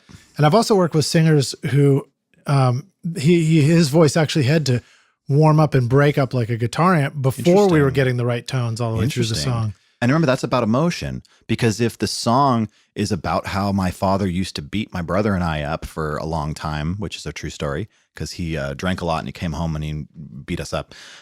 If I'm writing that song, the vocal's not going to be pristine and clear and pretty. It's just not, because there's no emotional impact or authenticity in that song. If the song is about a woman being raped, I can't expect every note to be perfectly sung. There has to be emotional connection in this. What sells a song is emotional connection. Jack Joseph Puig said to me, the beauty of music is that you have one sense, your ears, to convey five senses. So the only thing you have that sells a record is the lead vocal. Everything else is secondary. Right. We get to that question is like, how should I EQ the snare? You should focus on the vocal. So let's be at a point now where we've captured a brilliant vocal performance. We're working with a powerful vocalist. One of the things that I've noticed about really great singers is with all that power, sometimes things come out in the voice that maybe weren't meant to be mic'd a few inches away, weren't meant to be listened to right there. And you get frequencies that can be aggressive sometimes. Sometimes your mic just has trouble knowing what to do with all that power, because a vocal is one of the reasons, in fact, we need to talk about compression so often with vocal is that's the most dynamic instrument you're ever going to record. Yep. It goes from the quietest quiet to very loud when you consider how close the microphone is. So I know that you have some great stuff. You talk about dealing with whistle tones. Maybe you can explain to us what that is. And maybe you can just talk about some teaching around compression or parallel compression, or just ways to treat the vocal when we approach the mix. Well, starting with capturing the great, so let's do it in order of operation, is that, you may have a 90 to 100 decibel SPL swing on a vocal performance. So when someone's in their chest voice and they're down here, we have 5 ranges to our voice. We have the vocal fry. We have our chest voice. We have our, let me see if I can do it correctly. We have our mix. We have our head voice and our falsetto. And you can blend these in. Everybody thinks of, when you think of the mix, think of the rock and roll voice.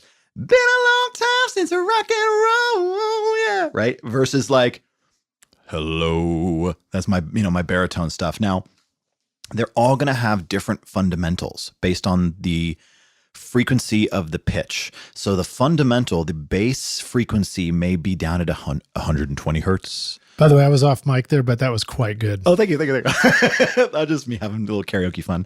And then as I get up into the belted voice. Now, belting is, the belt is the diaphragm. Okay, so the muscle that goes across your chest and activates. Never even thought about that. When you're talking about belting out the vocal, we're literally talking about compressing the diaphragm. From the diaphragm. Wow, man. Well, I love it when life presents it to you, and it turns out to be so simple. It's so simple, right? The diaphragm is the muscle that contracts like a bellows. And so what happens is that when you're belting a note out, so when I did the mix, the rock and roll mix, that is not a belt. So I'm going to move the mic away for a little bit. I just wanted to kind of give you an example. Now, I'm not a singer. I don't want to be a singer, but this is stuff that we learn. So my normal chest voice is here, and I'm right. See how loud that is? So this is it's showing up in every mic in the studio. Yeah. Well, you have to get the placement of that, and you heard a little vibrato come out, but that's the like Whitney Houston, and right? It's like, it's silly, and I'm not trying to be a singer, but like the difference of this and my radio voice down here in my chest versus that huge SPL blast, you couldn't possibly capture that with one compressor on the way to tape, because you're going to hear broadband gain reduction, which is going to make your bass and your highs dip way down, because the fundamental frequency of the note you've sang is going to spike massively, and that specific frequency is going to trigger your compressor. So if you have an 1176, it's not a multiband compressor. It doesn't have the ability to just push down one frequency range. Thank you very much. My mic is slipping, and I got a little assistance there. You don't, multiband compressors can see a specific frequency and dip them down, but most of our compressors, LA2A, LA3A, 1176, VCA, SSL channel, Neve 2254E, whatever it is, they're not multiband compressors, they're broadband compressors. And so when I spike a frequency that's now suddenly up around 800 as the fundamental, or even 1K, if you got a thin voice, now that's going to be the biggest thing. It's going to trigger broadband gain reduction. You're going to lose all your highs. You're going to lose all your lows. And what the effect is that this vocal seems to get smaller when it should be getting bigger, because the most common mistake people make is when they think about compression, they think that compressors do gain reduction. They push things down. That's a mistake. We want to think of compression as pinning it in place. And as the RMS, root mean squared, as the average energy of a signal gets bigger, because you've got this one frequency that's really spiked up, it's going to try and pin it in place at a specific average. And the effect is that it has to get smaller because the energy got so much bigger. And then you have these vocals that are like this in the verse, and then like this in the chorus, and it's really bad because then all of a sudden you go back to this and it sounds super uneven. And so that's usually the hallmark of a bad vocal mix. And sorry. Anyways, and so I keep that's my high dollar mic stands. They're getting tightened up while we're doing the interview. No, I know I'm messing it up. And so one of the best things that you can learn to do is get your hand on a fader, get your hand on the mouse, and ride the vocal fader while you're recording. Get it in a place where like -6 decibels on the fader is the good part of the belted range, the high-powered range, and you're running about 3/4 on your meter. And then as the vocalist gets quiet, because you're paying attention to the song, you want to ride that fader up. And I want you to try recording the cleanest you can possibly do. And if you have an 1176 or LA2A, set it up so you got about 3 decibels, 5 decibels of compression on the biggest notes only. Now, when you have that, you're going to have this massive change in SPL, and the small parts are going to be way down on your meter. At this point in the mix, I have found no better way to handle a high dynamic range singer than parallel compression, but not wet dry knob compression. Console style fader parallel compression. And we can talk about that. It's a little difficult without visuals because I need to be able to show you at least with my hands. But what the purpose of console style parallel compression is that you have your clean fader that is unadulterated, and then you have your squished to ever-loving crap fader.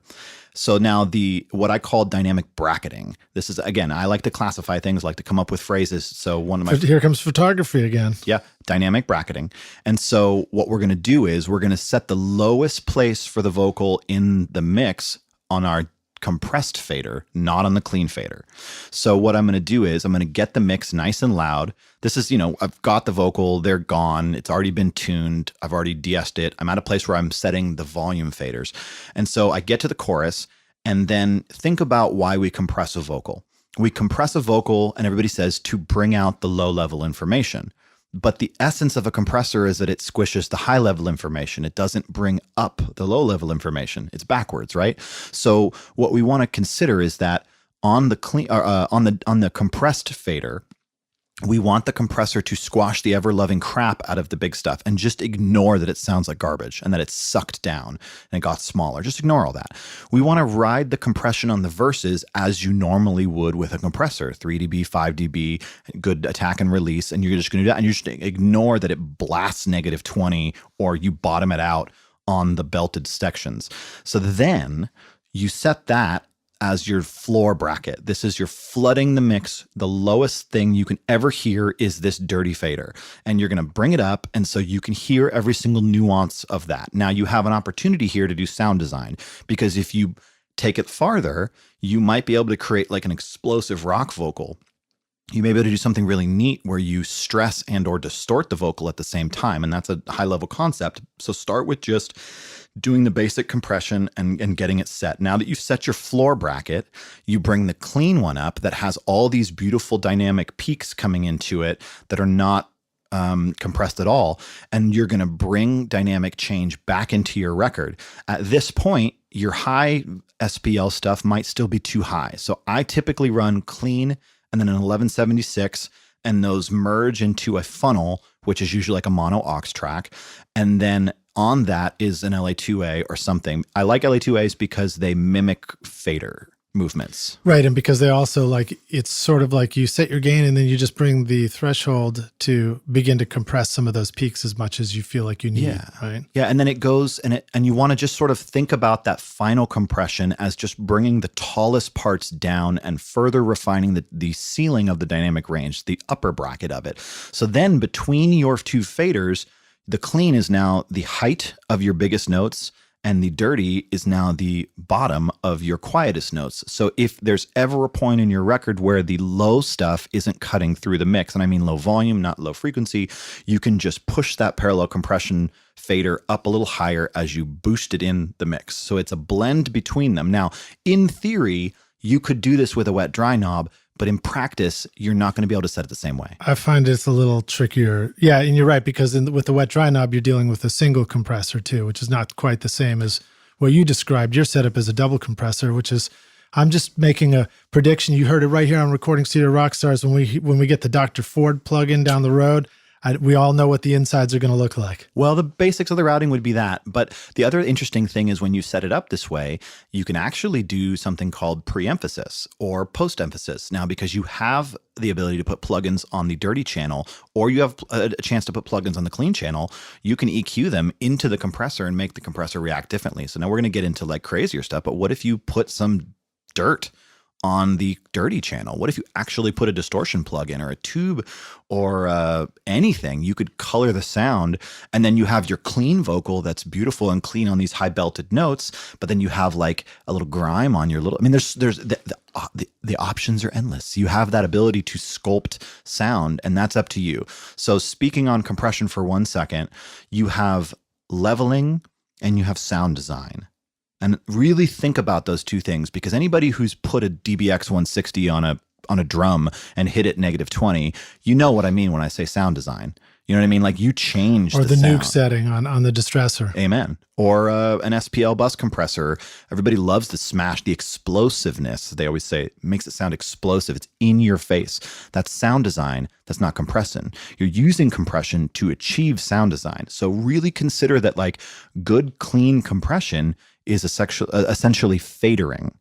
And that's really powerful. So if you think of like the old school cats, Al Schmidt and who's the Gazowski, right? They don't use a ton of compression. They use a ton of automation. Now, is there any difference?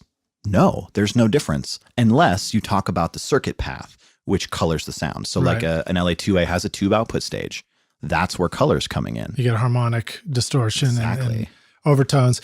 Well, so now what about this? When you're routing this kind of stuff in the DAW and you're using plugins, do you sometimes run into plugins that are maybe not staying in sync and phase correlation between latencies? Or do you find that most of the time now the DAWs are taking care of that and you don't have to think about that stuff? You always have to think about that stuff. And phase coherence is of the utmost concern in all stages of your mix, because you'd be surprised an acoustic guitar and a tambourine often phase against each other because they have very similar transient response, similar texture in the jingle jangle of an acoustic and in the jingle jangle of a tambourine. You'd be very surprised. How about the jingle jangle morning? I like your jokes. He's quick, everybody. He's very quick. So, you know, so phase correlation. Okay, so in Pro Tools 10 HD, I was working on Pro Tools 10 for the last few years, and I could use an aux send off my clean track to an aux channel, and then put 1176 on that, and then take the output of both of those to another aux track, and it would stay in phase. I just switched to Pro Tools 2018.1, and that doesn't work anymore. For some reason, there's a weird 1 or 2 samples latency and it sounds like a slap delay, and it's not working anymore. So in that sense, the workaround is that you duplicate the original fader with the analog waveform. So in that sense, maybe the best thing is to do a commit or a freeze and take the good stuff and then hit duplicate, so you actually have 2 audio tracks into 1 aux track. But don't stress over this. If it happens, you fix it. If it doesn't happen, you move on with your life. What about if it happens and you're not sure if you're correct in surmising that it's happening to you? I guess in that end, you on some level, you're just trusting your ear. If you dig the way something sounds, great. If you don't, you're probably not going to use that anyway, right? Well, remember that, you know, phase isn't always bad. I mean, it's often bad, but like sometimes phase is cool sounding. So like, you know, you can really, you can play with that. But generally speaking, the telltale sign is that you're going to lose bass response. That's the first thing you typically get. If something goes out of phase, the bass gets weird. If it's latency, it should sound like a slap delay, more of an effect. But if something's like comb filtering, you're going to find divots and pockets, and you're going to be like, oh, this sounds thin. It sounds weird. It sounds stereo. It sounds warped. It sounds chorusy.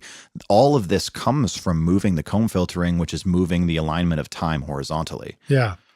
Well, cool stuff, man. Well, I like all these. That's a great job of explaining that even without the visuals. Thanks. Dynamic bracketing. So imagine if you could see my hands, they would be doing the moves and show it. So then the next part of your question was about whistle tones. Yeah, right. So teach us that one. Okay. So now when you blow over a bottle, everybody's done that. Ooh, and it blows. And depending on how much water's in the bottle, you can get different tones.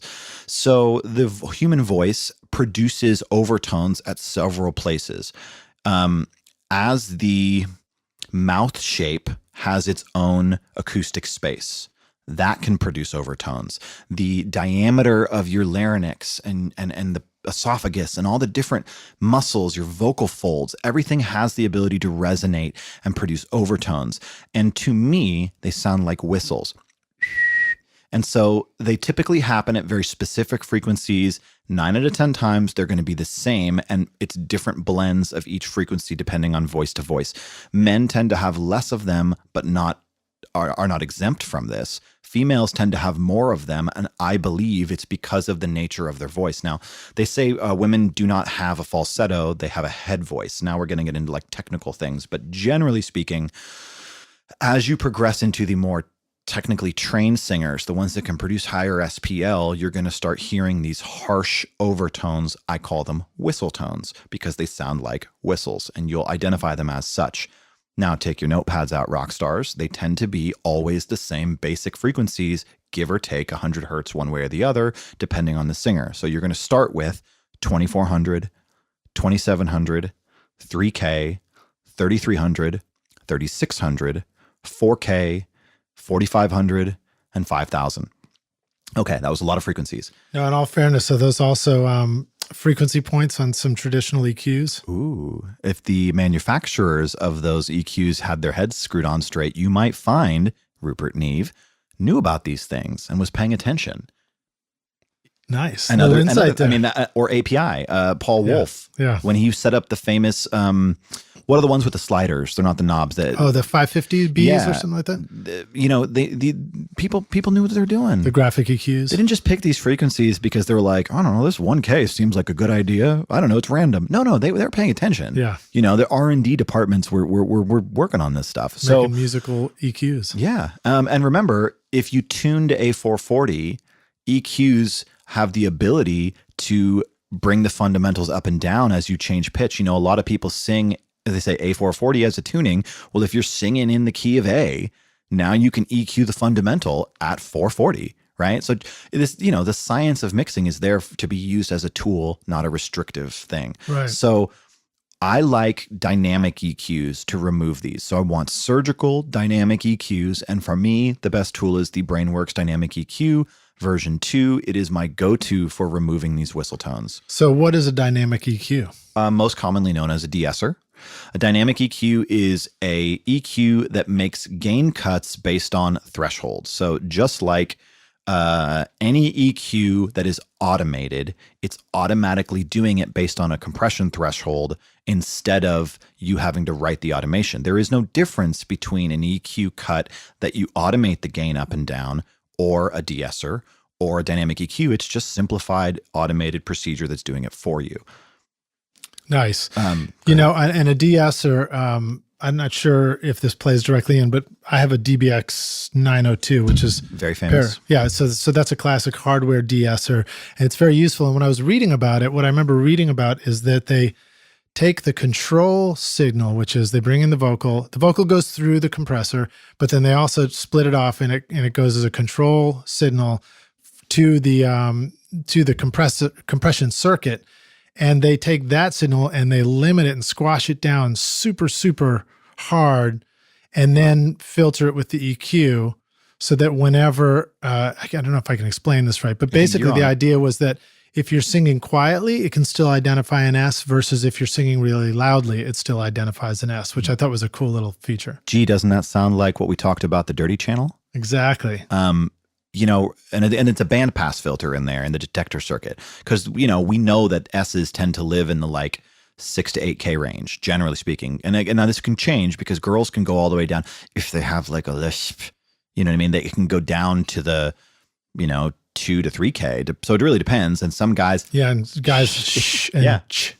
Those are the hard ones. Or like Family Guy. Hey there, sexy boy. You know, like sometimes people have a little whistle in their vocals. So that goes in. Now, this is where I come up with the whistle tone thing because it sounds like a whistle. So the first problematic frequency will typically occur between 3300 or 3600. That's your first, like my default setting. All of my plugins, every single plugin I own, I have a custom setting and I save as Dr. Default, and then I put set to plugin default. Should you have presets? Abso-friggin-lutely. They should be presets as to how you like to use your devices. The 902 that we were just talking about is Clear Mountain's favorite de-esser. I don't know if you knew that. Yeah, me and Bob go way back. I mean, you know. No, actually, I didn't know that. That's great. When I went and saw his Apogee room, because, you know, Bob and Apogee are super linked in, and I went and saw a thing over there in Santa Monica and got to go tour it, and he has like 8 of them in a rack. He uses them on all over the place. Nice. That is a very famous thing. And usually, they sound great, and I love using them. I cut through them. Not always, but a lot of times I'll just record right through them and just kind of dial in at the beginning. Because I find it's easier for me to get an appropriate de-essing there than it usually is to get one in mix. Well, remember, who wants to do recall? Nobody raised their hand? No? Right. Anybody? Nobody likes recall. So if you're confident, why not? Right? Or at the very least, record it to a new playlist. Yeah. Right? And then there's no harm in chopping up the playlist into your original. I mean, pass it through hard, overdo it, and then clip it in, right? Why not? I mean, we've got the power of digital. So like use it to your advantage. So with the whistle tones, they, you know, a lot of singers as they're pushing, they will get multiple different places where they produce these overtones. And I really want you to say like the scientific word for them is overtones and harmonics, but let's think about them differently for vocals, whistle tone. And they're usually very, very, very steep. So a very like tight surgical cut. The waves, SC1, sidechain 1, right. It can do it just fine. So if you've got that in your bundle, do it. But you want the tightest cue possible. The Brainworks is just very refined. What is a de-esser? It's one band of a multi-band compressor. Now, how about the Massey de-esser? That's one I love to use a lot, like but I don't remember adjusting the cue much with it. No, it sounds great. The mix function is phenomenal. So like that's one of the things I do with the Massey is like I just jam it in there until it's overdone and then I roll the mix knob back. That is one place where a wet dry knob is great because it's a lot easier to like overset it and then pull back on the mix knob. But I digress. So as they're belting and as they're producing all this power, these overtones come out and they tend to be the thing that's harsh. So think about it from an evolutionary perspective for a second. The baby is crying from the other room and we're all in there watching TV. And I need that baby's cry to cut through the ambient tone. I need to know that something's wrong. So these tones in the harsh frequencies tend to live in these ranges for danger. Think about it. The T-Rex is coming. The Danger Ranger. The Danger Ranger. Ooh, that's a good plugin. Oh, that's a good one, that's man. You got to take Rockstars. I'm using, what's the thing in Men in Black where they erase the mind eraser? I just erased your mind so you can't remember the Danger Ranger. Yes. Oh, I just said it again. No. Dang it. Wait, what? What did you say? Sorry. So, you know, just think about it from a predatory standpoint. Our ears and our functionality of the way our brain triangulates on sound. Our eyes and our ears function the same way. It's how we perceive sound. It's the reason why you have to check headphone mixes on actual mix speakers because perception of sound is not normal in headphones. We're not built to hear sound 180 degrees from our centerline nose. Like we are meant to, if you hear something on the left of you at 180 degrees to, you know what I mean, on that plane, you're going to turn your head. That's the way it works. Something is over here. Oh, turn my head. What's over there? Because I want to triangulate on it to get distance. So just remember, like always check your headphone mixes or at least reference them and see, oh, okay, yeah, this sounds like my playlist. So I'm good to go. So now back to the thing here. it's the same thing. Or if I need to cut through crowd noise because there's danger happening and there's all these people and they're all kind of, and I'm in like a restaurant and I raise my voice, the bass falls out and the piercing frequencies around 4K come out so I can cut through the crowd noise because everybody's in their chest voice, this lower voice. It doesn't produce all those overtones. And I'm going to go up here. And you can hear this like squeaky sound that comes out because it needs to cut through and our ears are attuned to those. So you have these powerful singers, the Carrie Underwoods, the Adeles, Rihanna when she's kind of in that kind of yelly space. These are great singers, but they produce these harsh overtones. So I usually deal with these whistle tones first in the chain. So in my vocal chain, it goes like this. First plugin, de-esser. Why? Because the minute you compress, EQ, or do anything to a vocal, you're changing a static S. Excuse me. As someone is talking regularly, my S's are all generally in the same place. Supersized, sexy, significant, something or other, right? They're not jumping around dynamically. This is how I speak. Silly, dude. Silly, right? But they're static. That meaning unchanging, right? They're in the same spot. But the minute I start compressing things or parallel compressing things, they're going to alter their dynamic placement up and down depending on where the compressor is in its compression, attack, and release. So I always de-ess first. That's why, Liz, you said that you print through your de-esser because it's static. do, yeah. Although I think I've put the de-esser last in my chain a lot of times because I just decided at the point post-compression was heightening the S's and then I would address them at that point. But that's cool too. I think I'd try both, And there's nothing wrong with having it on both places at the same time. Right. A little refinement. Oh, I got 2 de-essers. There you go. So, I remember this is all about what works for you. What works for me may not work for you, but if you can learn something from me, please take it. So I tend to de-ess very first.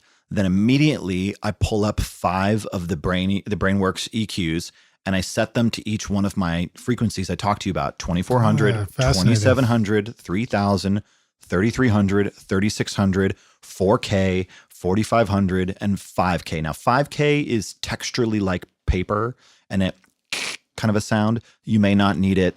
Leave that for later. So 2400 and 2700 are like a lower whistle. If it's either there or it's not. Now, I don't always use them. I pull them up and I will adjust them later. So what I'll do is I'll pull them all up and I'll just sort of set the threshold to above where the actuation is. So like they're ready to go, but I haven't hit the throttle on them yet. Or maybe they're just tickling a little bit. And then as I kind of get my parallel compression in and I tend to exaggerate these whistle tones, then I'll go back in and I'll remove them so that the parallel dirty channel does not have them because they're going to get accentuated along the way. So they're ready to go. I'm all about the presets. They're ready to go. Whether I use them or not is up to me. So then that's happening before the parallel compression happens. Then oftentimes I like a clairphonic on it. Clairphonic, I love the 800 hertz setting and I love the 3K setting and I love the air setting on it. But generally speaking with a vocal, that 700 to 800 range, Jack Joseph talked to me about that a lot, and it's the forward thing. It's the thing that brings it closer to you, and so it probably brings the consonants forward too a little bit, and just the attack of the voice. I think it's called focus on the clairphonic. Tell us about the clairphonic. This one that I'm not using. Oh, I love the clairphonic. I love Gregory Scott's Cush Audio plugins. He is a tone beast. Gregory Scott's got a lot of great plugins, and there's a subscription for $10 a month. No brainer. For $120 a year, you get everything that Cush Audio and Sli-Fi, which is his sister company that he came up with because he wanted to do something branding different. So you get all of it, like 30 plugins for the price of less than one plugin a year. So nice. It's a no-brainer. If you, That's awesome. Same with Stephen Slate's plugins. If you don't have the everything bundle, you don't, just go get it. Just stop arguing. I don't care if it sounds better or worse than UAD. Just get it. It's come on.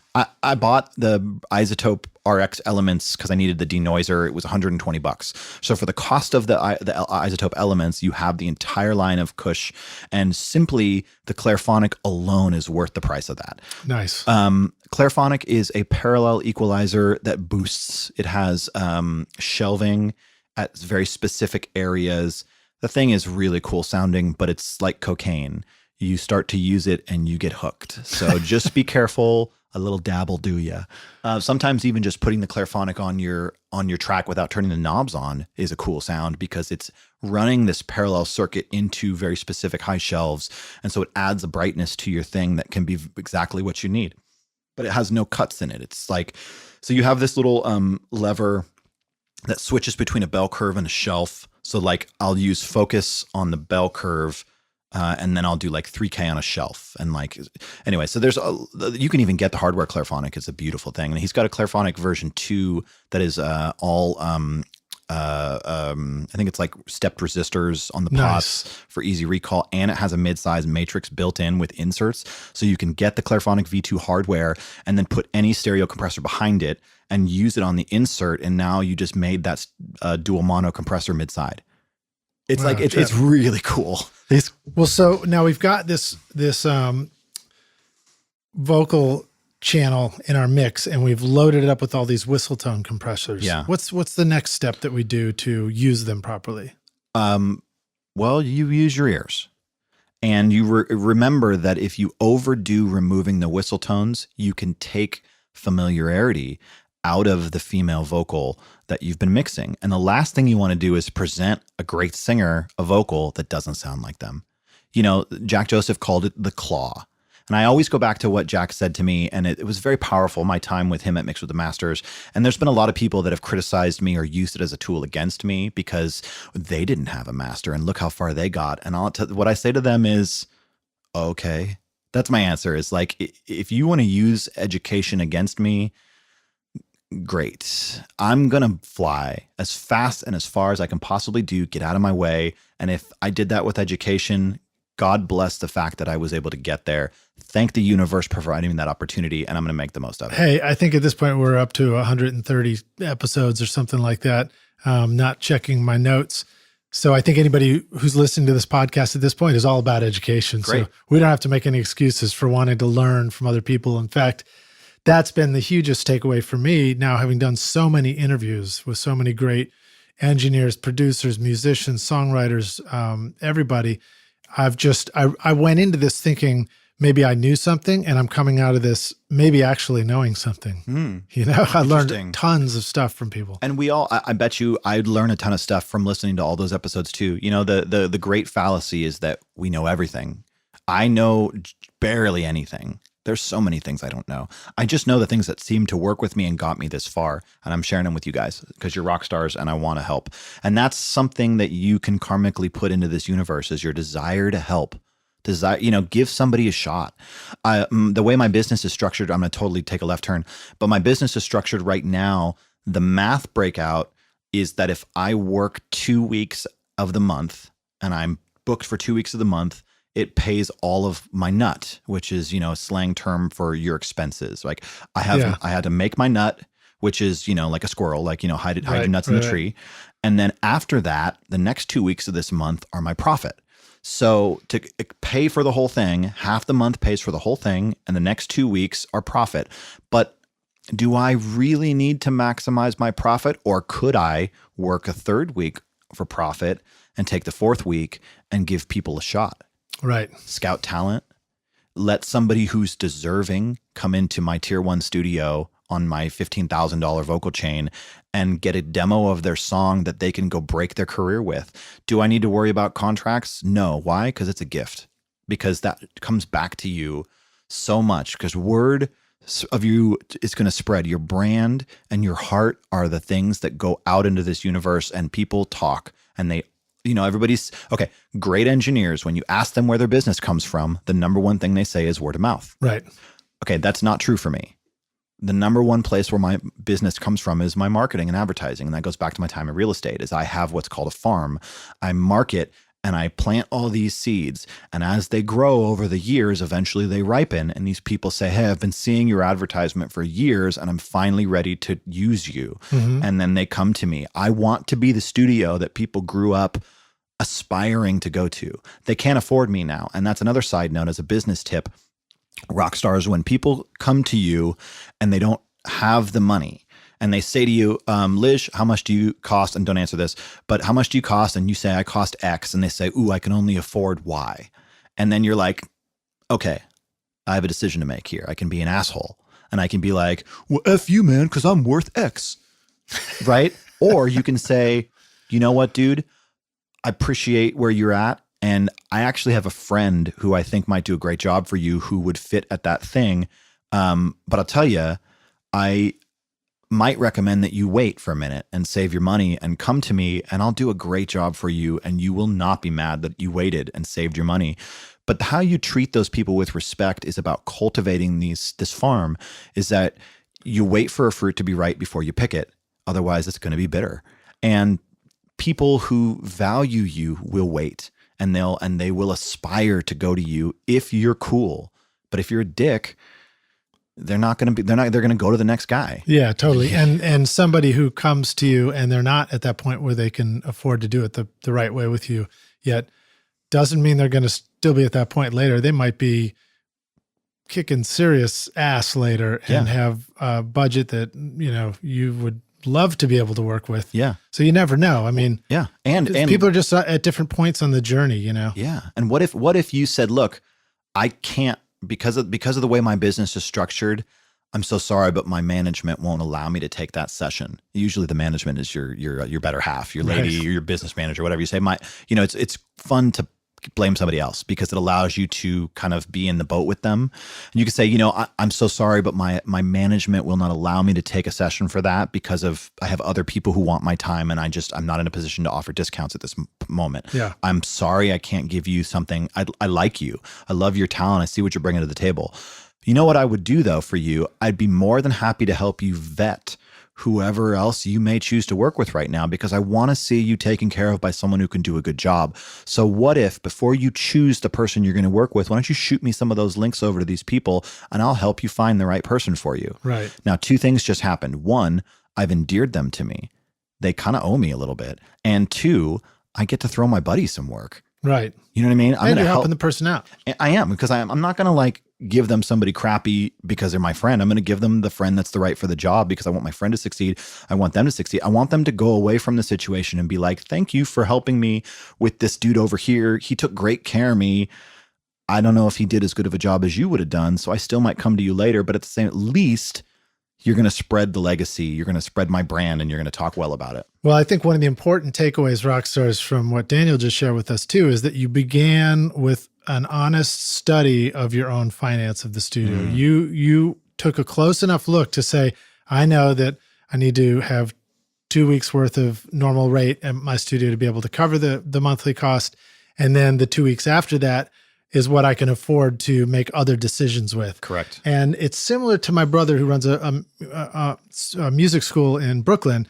And he had somebody give him, share an epiphany with him at one point that, because he was asked about, donating to different things, like donate a day or donate the space for use on certain events or whatever it would be. And the other person just came along and said, well, yeah, we can totally do that, but you have 5 a year to give away. You give them away any way you want. And that's your 5. Yeah. It's like, it's freeing to have an understanding of your own business situation, your own studio situation, or even just your own personal time. Yeah. To know it well enough to say, this is what I can afford to do. Like, here's the extra that I have to play with. I can't just play with any of it at any time and with no idea what the results are going to be, because that is stressful. And that is the stuff that kind of messes with your head as you're trying. And it also, you talked about picking the fruit too early. It's kind of like picking your own fruit too early. And then you become bitter when you work with somebody because you put yourself in a situation that you can't deliver on. Absolutely. So that's a real challenge. And I think that it's great to be able to, do what you said, which is really understand it well enough to know how to give. Let's understand it then. Yeah. So rock stars, how do I find my hourly rate? That's a great question. Yeah. How do I value my time? Well, the mathematical equation is pretty simple. Averaging 4 weeks in a month, there are 5 business days in a week. So that is 160 hours. So how did I get to 160? Well, generally speaking, people work 8 hours a day, 5 days a week. The average salary is based on 40 hours a week. So 40 times 4 weeks in a month is 160. So what you're going to do is you're going to add up all of your expenses. So you're going to get your rent and your groceries and your gas and your car insurance and your cell phone and some money for clothes and a little fun and whatever it is. You're going to tally up the money you need to survive and thrive. And you're going to say, if I could just make $3,000 a month, I'd be happy. It would cover all my expenses. Now, this isn't my number, but I'm just giving you an average number here. So $3,000 a month times 12 months in a year is $36,000. That's not a lot, especially if you got to pay taxes on that. Yeah. So take, what is it? Fed is what, like 18%, generally speaking. So if I need to net $36,000 a year, I'm going to multiply 36 times 1.18, 118%. That'll give me, I don't know what that is. I could pull a calculator out, but what you want to do. So let's just rough it and say. Luckily, you get to make some deductions too as self-employed. That's doing true. This stuff, you know? That's true. So actually, I'm going to pull a calculator out because it helps with the conversation real quick. So just for facts and figures. So let's say that I've decided that I want to make $50,000 a year. That's a decent living.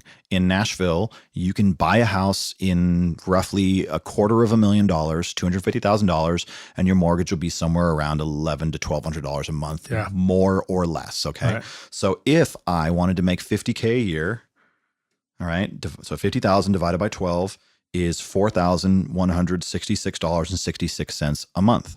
So if I want to make 4,000, let's just round it up. So I'm going to go 4,200 a month. And I'm going to divide that by 160, gives me $26.25. That's $26.25 per hour. So if I want to make $50,000 a year, I need to work 40 hours a week, 4 weeks a month, 12 months a year at $26.25. No vacation time in there either. No vacation time in there. And that also doesn't include weekends. So I'm taking my weekends off. So now, if I want to give myself a little leeway, let's say I don't expect to be booked 100% of the time. Let's say I figure 75% occupancy.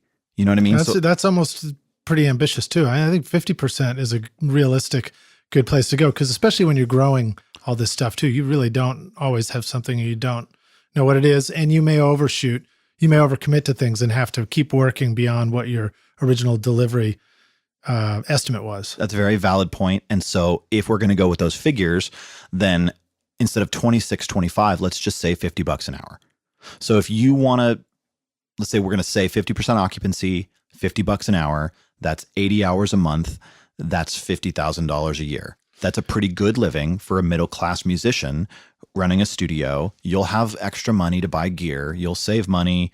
You'll have, a 401k, Roth IRA, SEP IRA, whatever, get an accountant. You can do all that with. Now, it's not great money, but it's good money, especially living in a city with low income, low cost of living, versus like when I was in Nashville, when I was in Los Angeles, the cost of living was much higher across the board. California tax, I had another 30% in there, right? So city tax, I was paying a city tax for my business. Gasoline's more expensive, food's more expensive. So you have to understand your business. So the formula, one more time, just to drive it home, is X equals your total expenses for the month divided by 160 equals your hourly rate at full occupancy. From there, I can divine how much I need to work, how much I need to make, how much I need to do it. So the way that my business is structured now, 4 days of mixing covers my rent for the studio. 2 more days of mixing covers my mortgage and my car payment. That's the first week plus a day. Right. The second week, it's the next day. The 7th day is cell phone bill, business insurance, car insurance. The 4th and 5th day that week is groceries and clothes. And this is how you should be thinking about this stuff, because that one day that you spent, is it worth your car payment? Is it worth your grocery bill? Don't think about it monetarily. Think about it as the thing that you're going to spend this money on, and you'll go a lot farther. Just because it makes it real. Because the 4 hours you spent on Facebook debating the merits of 1176s and clones, was it worth half my car payment? Right. Yeah, totally. And then also another thing that I think is easy to forget sometimes is the peripheral time that is required to do what you do. So there is a lot of time you need, like I've got a pile of emails in my inbox that people are going, man, Lidge just doesn't care about me because he hasn't responded yet. Not true. And the truth is I just looking for that, half day to focus on it and sit down and work my way through it. Cause I like to give a thoughtful response to everything too. And rock stars, whether you're managing your studio or just simply making arrangements for future sessions with new clients, even if you're working somewhere else or whatever it is, you've got that time every month too that just is dedicated towards nothing more than making yourself known, networking, follow up. paying those bills, all that stuff. Yeah. Well, and consider this. If you're at 100% occupancy, right, and you're booked the whole month, and then you're probably booked 3 to 4 weeks out for next month because you got to keep this whole thing. Think of how many emails that is. Think of how many phone calls that is. Now, the question everybody asks is, when do I get a manager? And the answer is when your workload and income are so heavy that you cannot possibly do it yourself, you must bring in an assistant to do the business side of this, to do your marketing for you, to answer the emails, to book the contracts so that you can focus your energy strictly on mixing or recording or whatever it is that you're doing in the studio because your time is so valuable. You need a manager. You need a studio manager. Maybe it's a salaried thing. Maybe it's a manager who manages producers and they're taking 15% cut. The other side of it is you have to think about it like this. If they're taking 15% of your income, is that 15% of your income worthwhile for a manager to actually do the job? And if they're only managing you, can someone survive on 15% of your income?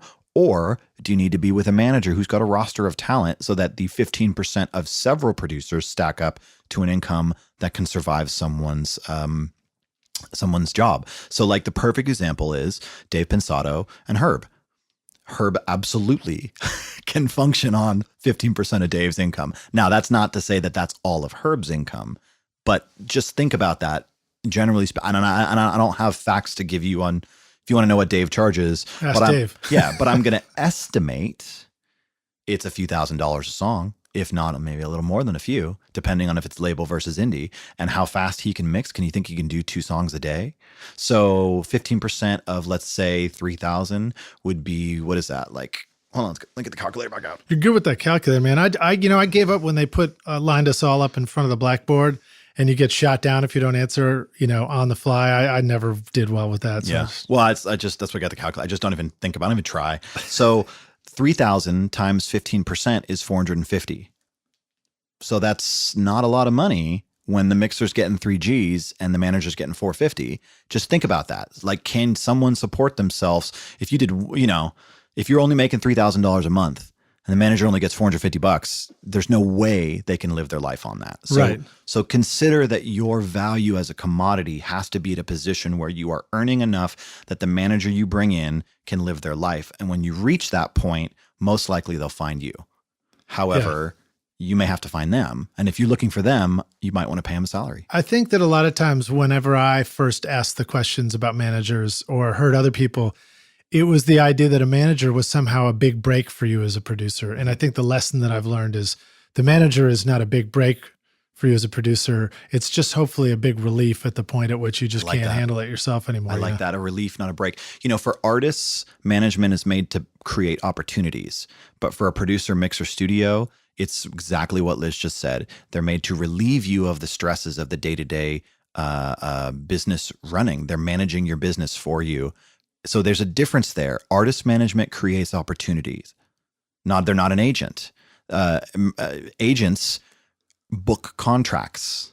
They find things to do for artists. Management manage their day-to-day thing and they create opportunities. A personal executive assistant manages their time. You know what I mean? Like if you're a Kardashian and you have an executive assistant, they're doing all of your correspondence for you. That's just, what I'm saying? They're managing your day-to-day stuff, but they're not creating opportunities. What do you call an executive tweeter? Somebody just tweet for you. A publisher. Publisher. Someone's publishing for you. That's like a book publisher. Nice. You know what I mean? This is someone who is, remember, that's the other funny little tidbit is that remember that every tweet you put out on social media, you are publishing content. And that's tough because people have to understand their brand. And I am bad about that because I like to do political things, but I am reminded by a good friend of mine, Colt Caparoon, who I respect very much, both as a person and as the business, is that he does not post anything political because he respects his brand enough that he doesn't want to isolate any prospective client by saying something that goes against their political stance because he doesn't really care. He says, I can make music with anybody. Now, that's interesting because the counter argument to that is I don't want to make music with anybody. Right. But that's neither here nor there. And I think that, the bottom line, Rockstars, is you can just be yourself. It's okay to be honestly you. And if you feel strongly about stuff and that's part of the message that needs to go out to the world, put it out there. I know people who have done that and, lost half of their well, I don't know about half, but like, wiped out a big portion of their followers on social media or wherever. And then it turned out to be a great thing later on because they really focus on who they wanted to work with. Well, and if you're like me, your social media doesn't necessarily bring you the clients. Your marketing and advertising does. And I'm not being political on my advertising. I'm just advertising my services and hoping that the flashing neon sign I've created digitally will be seen by people who have the budget to hire me. And, remember that like 90% of those projects aren't going to be great.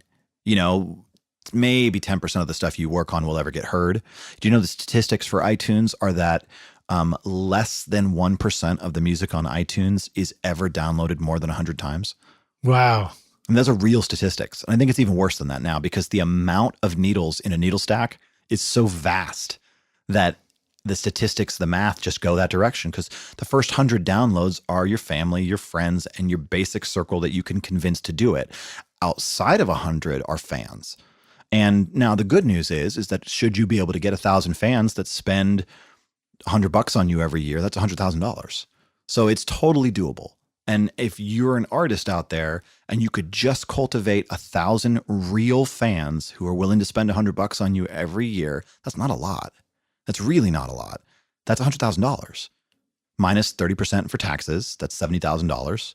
That's a good living. That's more than $50,000 a year that we just talked about at $50 an hour at half occupancy. Yeah, I think I read somewhere once that $75,000 in some study about incomes, it was like that was kind of the sweet spot for money equals happiness. Interesting. Below that, and people maybe, of course, it's got to be taking into account all sorts of averages across different income brackets and everything. And where you live in the world. But I'm not talking about studio engineers who have to buy about $4,000 Varimus and stuff like that. Yeah, I got to get a new computer soon. Oh God, I've been there. But something along the lines of, anything below that and the struggle is stressful and above that. And then the struggle of trying to be a high level consumer is stressful or something. Well, the tip I'll give you there again is that while you can keep your overhead as low as possible to maximize your profit. Yeah. Well, Daniel, thank you so much for being on Recording Studio Rockstars with us. And I'm glad we got to jump into some of the business advice too, because I know you have a lot of things to share. We got stuff we didn't even touch on, and we may have to have a revisit down the road here to get deeper into some more teaching. I would love to. It's great to listen to you talk about this stuff. I do have one closing question for you, and we're going to go with the hypothetical one. We're going to take the Wayback Studio machine. And if you could go back and find young DJ Dr. Ford and tap yourself on the shoulder and you turn around and it's like, yo, man, what you doing here? I don't know what your accent was like back when you were programming MPCs a lot at the time. Pretty much what I sound like now. Is that pretty much what you say, well, I've come back to show you how to program a beat the right way. No, you say, I've come back to give you this one bit of advice. Here's the single most important thing you need to know to be a rock star of the studio yourself.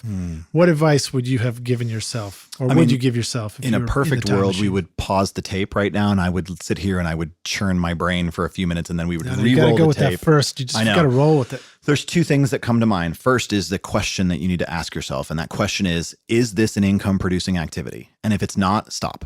The second thing is the rule of three, is that you can very easily confuse the listener by adding too many things at once that are just confusing to the ears. So remember that the human brain can perceive three basic things at once, and past that, it gets confused. And what I mean by three is like three sections: melody, counter melody, and rhythm section. So don't put something hard left and hard right rhythmically going against each other and like fighting while you have a vocal that's trying to be heard and a bass line that's super crazy and a drum beat that's pretty shuffling and everything's fighting. And the piano part you recorded, plus the organ bit you did, plus the shaker, the tambourine, the other shaker, and the maraca, and the cowbell part you threw in there. Yeah.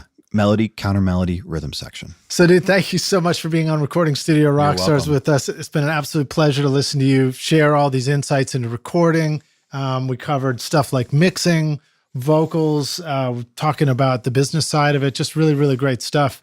And programming beats. That was pretty cool too. Yeah, man. Thanks. And don't be afraid to just have fun. Like, it's got to be fun. Yeah, indeed, man. Well, so let the rock stars know how they can find you and follow you. I know that you have some great teaching resources online, and you've got a great YouTube channel as well. Well, I've got a lot of paid content on prostudiolive.com. There's 2 5-hour lectures. One of them is called The Business of the studio. The other one's called The Science of the Studio. So the business is where I talk about a lot of this business stuff. And I actually do a full client pitch with somebody on camera so you can see how I sit down and coffee meet with artists. And I actually went through a full pitch. It's neat if you want to see it. And then 2, the science of mixing kind of covers my crazy ideas about the LCR and like the down the hallway concept and all these things that we kind of briefly touched on about the human's perception of triangulation and all that stuff, which is cool to just get your brain working and inspire you, because at the end of the day, you just got to go make a good mix. And then there's another one where I actually mixed a full record on air and went through this. The Autopilot record, those guys are great. And it was a really great kind of country rock record. And then, of course, you can go to my YouTube page, which is youtube.com/Dr. Ford Music. Now, the Dr. Ford thing, my middle name is Robert, Daniel Robert Ford, Dr. Ford. So all of my social media is Dr. Ford Music. So Twitter, Dr. Ford Music. Instagram, Dr. Ford Music, Facebook, Dr. Ford Music, YouTube, Dr. Ford Music. And then, of course, my website is drford.com. And I think that's the whole kit and caboodle. If you need something, go ahead and email me. It's all on my website. And I'm happy to help. And of course, if you're in Nashville, come and say what's up. Nice, dude. Well, I appreciate it, man. Thanks so much for being here with us. Look forward to seeing more of you around the studio. Thank you so much. Thanks, Liz. Thanks, Rockstars, for listening. Cheers, Rockstars. See ya. Thanks so much for listening to Recording Studio Rockstars. If you enjoyed the show and want to help make it better, please leave a rating and review on iTunes to help reach more people. You can click directly over to iTunes or go to recordingstudiorockstars.com/review for an easy explanation. And if you want more free content, all you have to do is text RS Rockstars to 33444. Again, that's RS Rockstars to 33444, and I'll keep you in the loop with articles, videos, and podcast updates. And I'll let you know about any upcoming giveaway offers, all totally free. Thanks for listening. I'm Lij Shaw, and this is Recording Studio Rockstars. Now, go make great music.